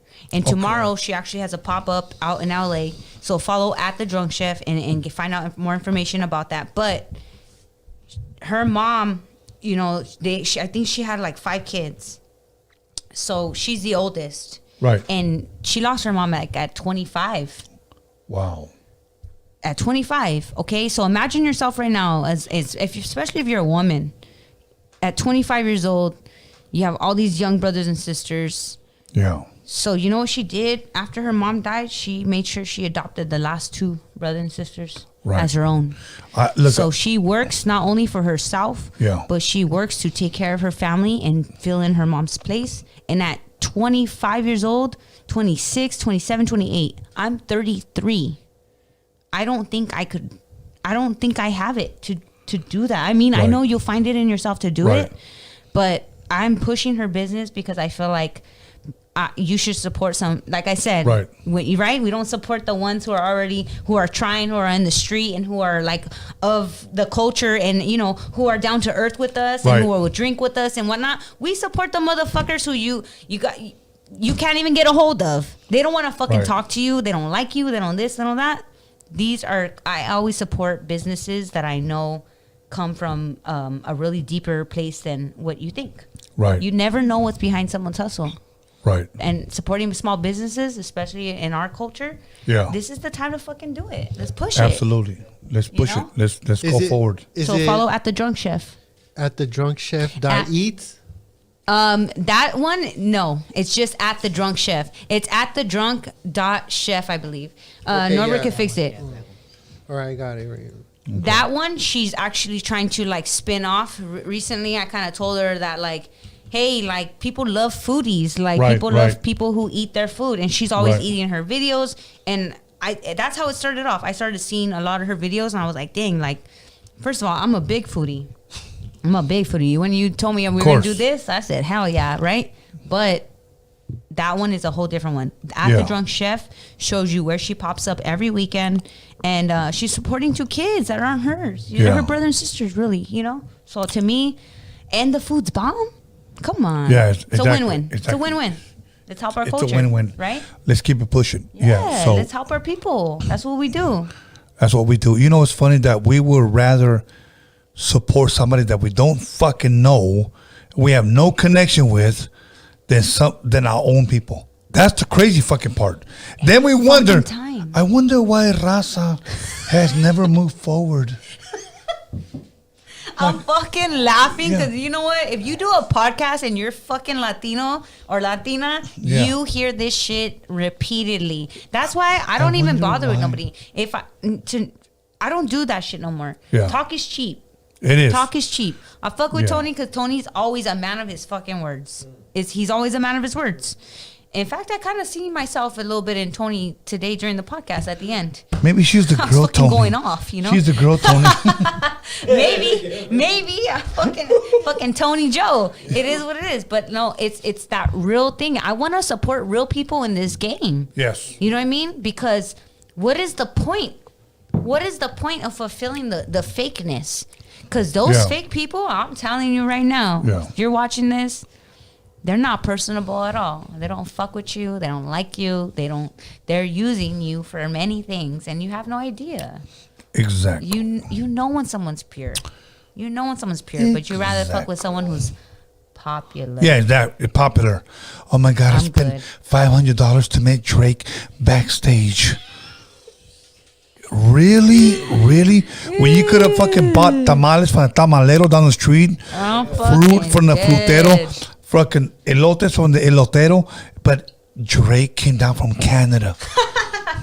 And now, I spent $500 to meet him. Listen, I won't spend $500, but I'll sneak in that bitch. Exactly. They all live in LA. They live over there. What's that city? Calabasas? Yeah, there you go. Yeah. Oh my God. Oh, like Drake's asshole. How was that? You guys are saying it's time to unite? It's always been time to unite. So you guys want to say like it's time for us to unite? No, you can't really say that. You know what? It's always been time for us to unite. It's always been time for us to grow. But the more you support the clout, you're not going in that direction. But we're never going to do it on commercial TV. Okay, let's just say right now, for an example. Right now it's 2021, right? Mm-hmm. Yeah. It's time to unite. Here's the problem. 10 years later, somebody's going to post, it's time, Tony Ace, it's time to unite. And we start being united. Yeah. And then well, you know what the difference is? Let's be honest. And they're going to show your hand doing some other signal. Well, you know the difference is? No, Tony, they want the round table. Tony Ramirez? He's doing like this, or like whatever, however the fuck, or Hitler at this. Tony A supporting Nazis. Tony A, don't believe him. Sammyjo fucking was laughing about it. She didn't do nothing about it. I know. Tony A said "Hell Satan" in front of these platforms that we never had before. I know. You know what? And thank God for technology. Right. Thank God for technology. Thank God, because Oh, now yeah. our voice can be heard. But here's the fucking problem. It's not. Yeah, Okay, we need more than technology. Let me address the problem. And Sammy, you know what? Correct me if I'm wrong. Mm-hmm. A lot of us will use this technology to hate on other motherfuckers. If I say let's unite, fuck that Tony A motherfucker, that fucking puto, and that fucking Sammyjo bitch, and they'll use technology That was to the perfect bring way to us put it. down. That's the Yeah. crab mentality. The Yes. crab's trying to climb out of the bucket, and then you have the other fucking crab. No, you're It's not. projection. It's projection. Well, not even just TMZ. It's projection. Literally, it's yourself. It's yourself. Yes. I know. Yes, you but know, it's projection. It's people that come off with that shit. It's because they're mad about certain things. But it's like, yo, we can talk for you. If you don't want to talk, Yes. that's cool. You We- have no idea. When people reach, I've had certain people like, yeah, I don't let everybody in because most people want to take from you. But the people that I have let in, they're grateful and they want to be a part of what makes that big change and that big Yes. thing and that whatnot. Now, when you want to do conniving things and then you get mad, you've already shown yourself. you said something very powerful. You said, we can talk for you. We That's what can we're here- talk for you. Listen, not everybody is meant to do this. Yes. And I'm not saying, just me and Tony, we're the only ones. No. We're the only Latinos ever. Like, no, I'm not saying that. We can encourage you to go live. We can be a part of your silence. The shit that you think you cannot tell anyone. The things that, you know what? I have my fucking producer in here and he I don't have the as you can balls to say it. He has a lot to say. Yes. But I have always made sure I have read it, Yes. listened, Yeah. responded. Yeah. You're lucky. You're lucky if you get someone that fucking down to earth who gives a fuck about what you think, what you say, and what your Yeah. questions are. Now I'm gonna Okay? say something For about real. Sammy that she doesn't have, but she has. Brains. She doesn't have balls, but she has balls.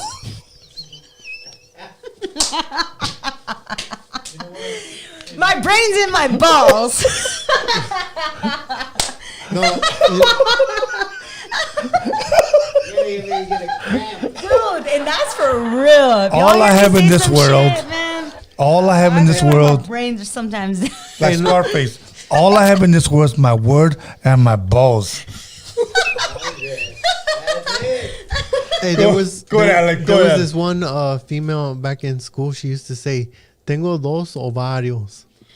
Tengo voz ovarios. So she No, has two tengo- ovary. But if you say it in the right way, it says Yeah. you're just, I got two or more. You know, dos Hey, ovarios. well, that's actually, I mean, shit, it's true. We got ovaries, eh? Yeah. So all I have in this world is my word and my balls. That's funny. Yeah. Hey, no, I- it is what it is. I had asked feel you. I had asked a question. You got one ball? What did you ask? Oh, What's the no. question? As long as that's I don't want to talk about my producer's balls. Can we? What did the chat say, please? Okay, I'm waiting for somebody. Nobody drop money in the live fucking chat, okay? Oh, for the business? Yeah, that's what Man, I'm saying. that's If you bullshit. want to promote your business, drop money on the live chat and I will promote you. Dude. So that's easy how we help money. each other. So Easy. look, I Real. don't care if you drop 99 cents. Dude, That's a couple noodles. let me tell you guys something. And you know what? Tony just like gave this whole spiel on why you support me and this and that. And Right. and he's saying that too because like as many I have people that come and go, you know what I mean? Like when I'm Alex. if I'm doing too well, they fucking jet. Like Right. they don't like me posting success. It's really rough. It's really rough on me for real, especially as a female cuz like it's just Right. tough. But because if I was a guy, I promise you, everyone would be sucking my dick. But Nah, I mean. I mean, right? I choke on that, but it's a big one if I had it. But Nah. let me tell you, 9 like, inches. this what this is about. Like, you guys are in Gracias. this chat, and let me tell you, Tony's so lucky and so blessed to have so many viewers. You know, like when I left Tony's first interview that we had together. I mean, I think I went up like a whole other like 1,000 maybe. Yeah. Like I think I went up a whole other 1,000 of people actually following me, keeping Yeah. up with me, writing to me, Yeah. sending me messages because they saw us together and this and this and that. Right. That don't fucking happen on every show. That don't happen on that's not an everyday thing. You would be lucky if you can go to a place, not expect anything, and get so much out of it. And I was so grateful. When I left, I even told Norbert, I said, dude, like, I left Tony's and I promise you, like, I think like my following went up like a good 1K. Yeah. So, I mean, I'm not even saying that to pump up the show or anything like that. I'm You speaking out of realness. That speaking like, facts. This is a place, especially for our fucking culture. Yes. To really like get our names out there. And I for real, I didn't walk into this expecting anything. But when that happened, of course, I fucking opened my eyes to see that like you have a big platform and you shared that with me, and a lot of those people followed me, man. So, you know, who knows? I haven't looked at my phone at all today. I mean, it's been standing there pretending to look at me, as you could see. But I don't know. Fucking Tony just gave me this stand, so I put my phone there. It's not doing nothing.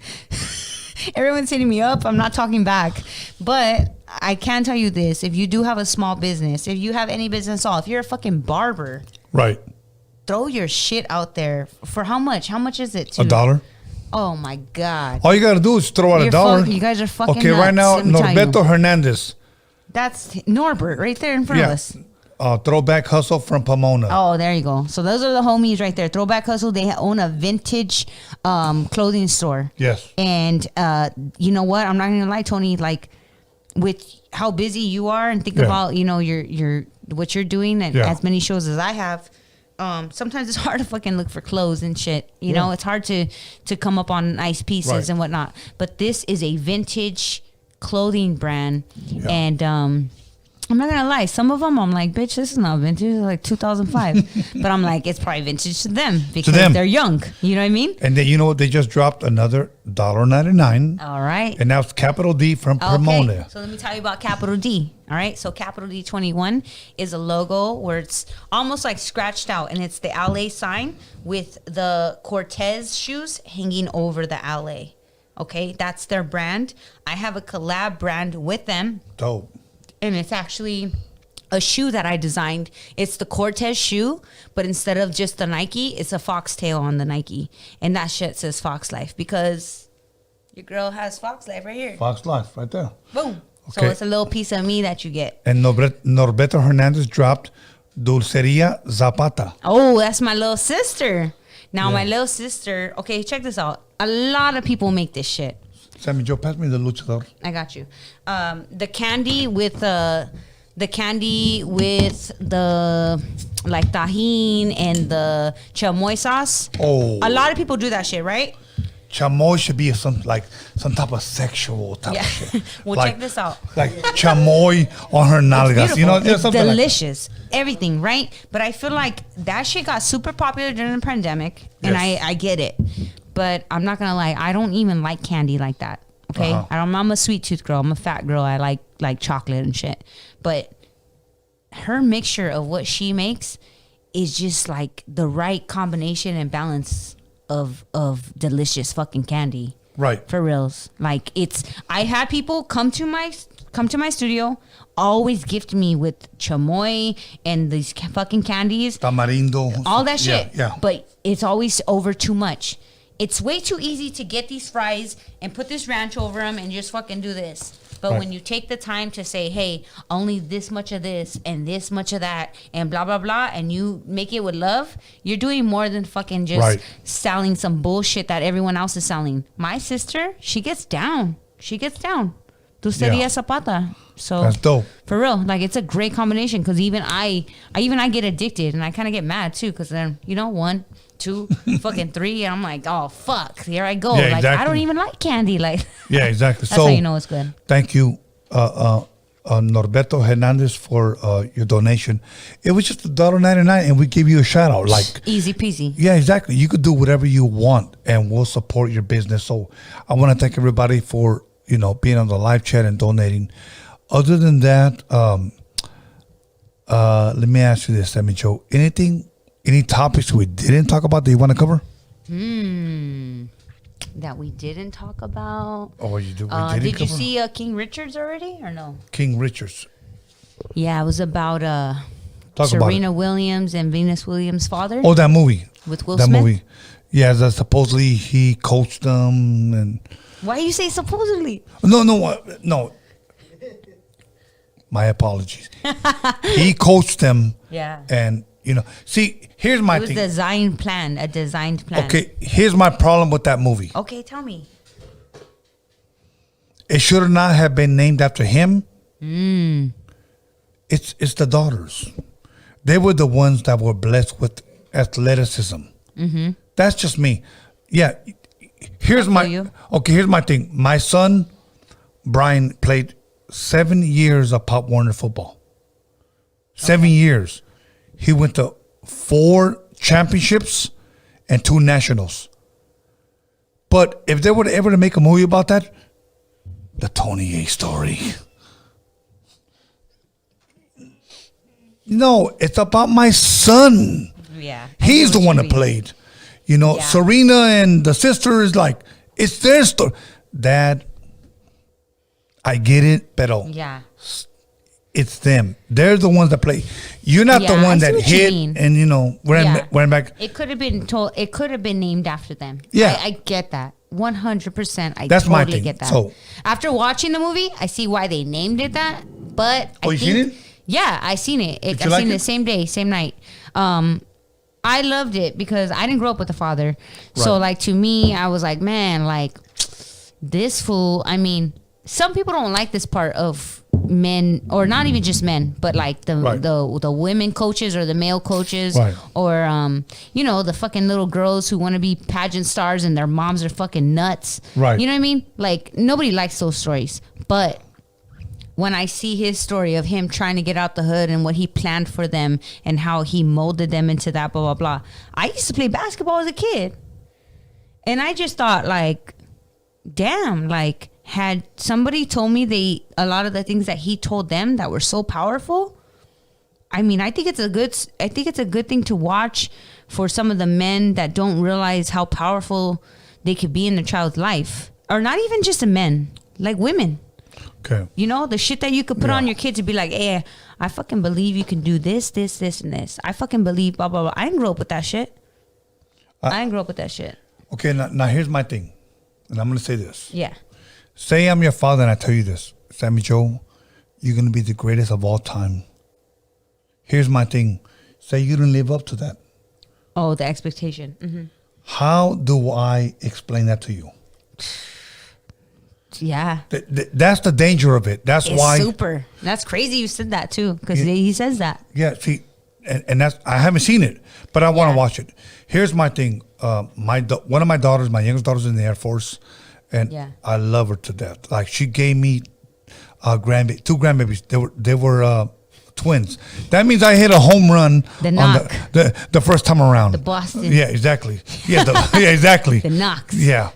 So my oldest daughter just got married. I gave her hand, in marriage, and her husband said, "Can I have your daughter's hand in marriage? Not just her hand. Take both hands, and you can take her. Don't bring her back." Okay. So when I walk my daughter down the aisle, I said like this: "I only walk you down once, so that's it. Don't get used to this. One time, that was it." Yeah. So I shook her husband's hand that day in front of the pastor, and I said, "You're gonna marry her. Do not bring her back." So I love my daughter, but I'm truthful with them. So my thing is this: like, realist. if you know you love him, stay there. Okay, and I could not have been a better, ¿cómo se dice, grandfather or father-in-law. He's a great, great man. So make sure you find out when you marry your daughter, the dude's a fucking good dude. Yeah. Make Absolutely. sure the dude's a good dude, okay? For real. Regardless of how he fucking looks. Yeah. Make sure he's a fucking good throw dude. that out there. Yeah. If you feel he's fucking lying, yeah, baby, I'm gonna let you. No. Look, if I'm your father and this bald-headed motherfucker with his fucking face tattooed comes up to you, I want to marry your daughter. If I feel the vibe and he's a good fucking dude, okay, cool. Regardless whether he's tattooed or not, but if I feel like, baby, are you sure? Yeah. Are you sure? As a father, I have to tell you these things. Absolutely. You're being a realist. Yeah. So I'm asking you, be a realist. So Yes. before you give your daughter, because I had a homie, not a friend, but a homie. Hey, can you back me up? What happened? So what he said. I gave my daughter's hand in marriage to this fool last month, and he beat my daughter up and he knocked her teeth out, and then he called me out, so I went over there and he laid me out. Can you roll with me to his house? You're on your own, homie. That's what I said. You didn't do your research. That's you didn't fucking do more than what you needed to. Who knows? You probably fell for the bait too. You didn't. Yeah. Exactly. You know, I'm an overprotective, even just a sister. Yeah. I've always been an overprotective daughter. Yeah. Like I used to tell my mom all the time, leave this fool all the time. She'll only leave him for ice cubes, so that never happened. Yeah. But I used, like, my brothers and sisters, I'd be like, don't even fucking introduce me. Yeah. Don't waste my time, because if I don't like them in a week or 2 weeks or this, you're going to drive me fucking nuts. Right. You know what I mean? Like, make sure you know what's Right. up. So my sister, she's about to get married, and she's been with this guy for like 10 years. I'm like, cool. He fits in. He's perfect. Cool. He's been around you that long. Right. He can fucking stand you. Right. And he hasn't killed you yet. He's the one. Yeah. Yeah. Yeah, stand-up guy, for real. But, you know, there's people that they don't... I have an uncle. Well, he's not an uncle. I don't call him anything. But I have an aunt who chose a man. And me and her growing up were really, really close. She was like almost just like my big sister. Yeah. Because we were together more than we... Like, her family, you know, their parents were older, whatever. She was always with us. So she was more like a sister to me. But she chose a guy, and I said, all right, cool, let me see what's up. As soon as he was an idiot, I bounced out. I've never talked to that guy since. Yeah. I'm a fucking hard ass like that. Of course. No. Don't attempt to approach this family. Don't attempt to the intentions of people. You gotta fucking find out, because if not, they trap your fucking family, and you can't do nothing about it. Because if you slip, they sending your ass to jail. Because guess what? They're married. Right. Here's my thing. If you're somebody that's fucked up in a marriage, don't call up familia if you're not willing to go through it all. Now, I'm going to tell you what I mean by that. That's real. In 1999, my sister calls me. He just beat me up. My eye is shut and my nose is busted. I need your help, Tony.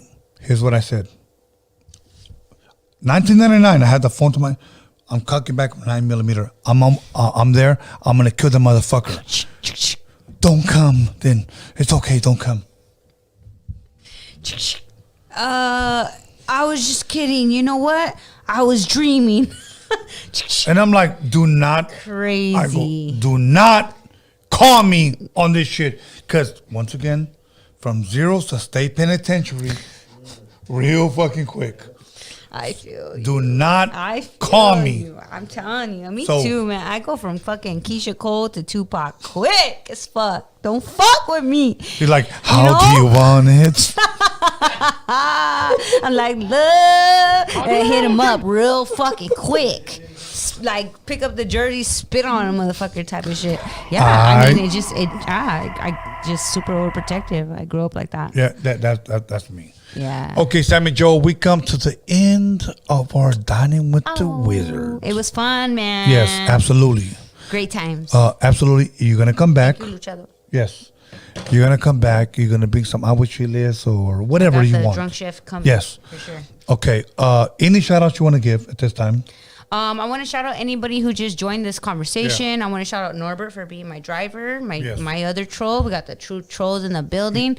I want to shout out you for just supporting me and fucking with me. And I mean, I feel like we just have this place with each other. Yes. You know, you can call me any fucking time. Yes. And I don't answer people's phone calls. I really don't. I don't call people back. So I want to shout you out just for being a real one and supporting me and for fucking with me, because you're a legend. You're a legend. Thank you for coming through. Thank you for getting our food too. Thank you for coming through. It's always a pleasure. Once again, Sammyjo, this is the third time I met you. Yeah. It's always a beautiful experience with you, Sammy. Thank you. So, and let me tell you something. If you feel Sammyjo, which I know you fucking do, subscribe, support, and be there. Like, seriously. Like, tune in. Like, I don't even know what else to say. Support our fucking people. You know, it's fucking funny that, guys like Travis Scott could start a YouTube page tomorrow, and 90% will be supported by Raza. And then Sammyjo can go live on, YouTube, and then have 15 people live, because you guys will rather support somebody else than our own. Yeah. So I encourage you. It's about time. If we're gonna make a change, we do it now. Okay, we do it now. Support our own. Let's just move forward. Yeah. So once again, Sammyjo the Fox. Much love, much respect. Much love, respect to your designated driver right here. My boy Alex Cervantes Enterprise, for running this shit. My boy Anthony the Hip Hop Jedi, and my son B Scanless for having me promote this. That's what's up. And I usually don't do this, but I'm gonna give a plug for tomorrow's guest. Tomorrow I have one of LA's originals coming back. Part 2 of his interview. Esteban Oreo will be here tomorrow. Hit it. Yeah, exactly. So, I got you. Swing. So once again, Esteban Oreo will be here tomorrow. So make sure you guys come through. And let me tell you something. Yes, cock block if you want, but next Sunday, Noel G will be here. Ooh. Yeah. So once again, the second time around. That's what's up. Yes, gonna ask him the Hector or the Carlos questions. Only Hector's. Only Hector. So once again, only Hector's with that. We got a lot of heavy hitters, and you know what? In December, I'm not gonna tell you what date. Danny Trejo will be here. So it's fire. So damn. Bam, bam, bam, bam. Fire emojis right now in the chat. Exactly. So Sammyjo, whenever you want to come through, your familia. So thank you. And your designated driver. Can we can before we head out, can we do like a shot to Danny Trejo? Yeah, because I mean I feel like we should do it on camera, just because he's amazing, and he also put out, and I want to plug this real quick, but Chingona's Comedy, right? Chingona's Comedy on HBO Max. Support our fucking funny ass Latinas, because Danny Trejo is, and that's a beautiful fucking thing that a man like Danny Trejo could use his male privilege to help us cross that fucking line. Absolutely. Machete, much love. Yes. Ooh. I wait. Wingstop, call me. Wingstop, call her. Make sure you get at her. Nah, I mean. So anyways, all right, we're out of here. Once again, Alex, we're not gonna get out of here until we hear our theme song. Make sure you play it on the loudspeaker. This is our shit. I need to hear it. What's go up? ahead. I need to know the.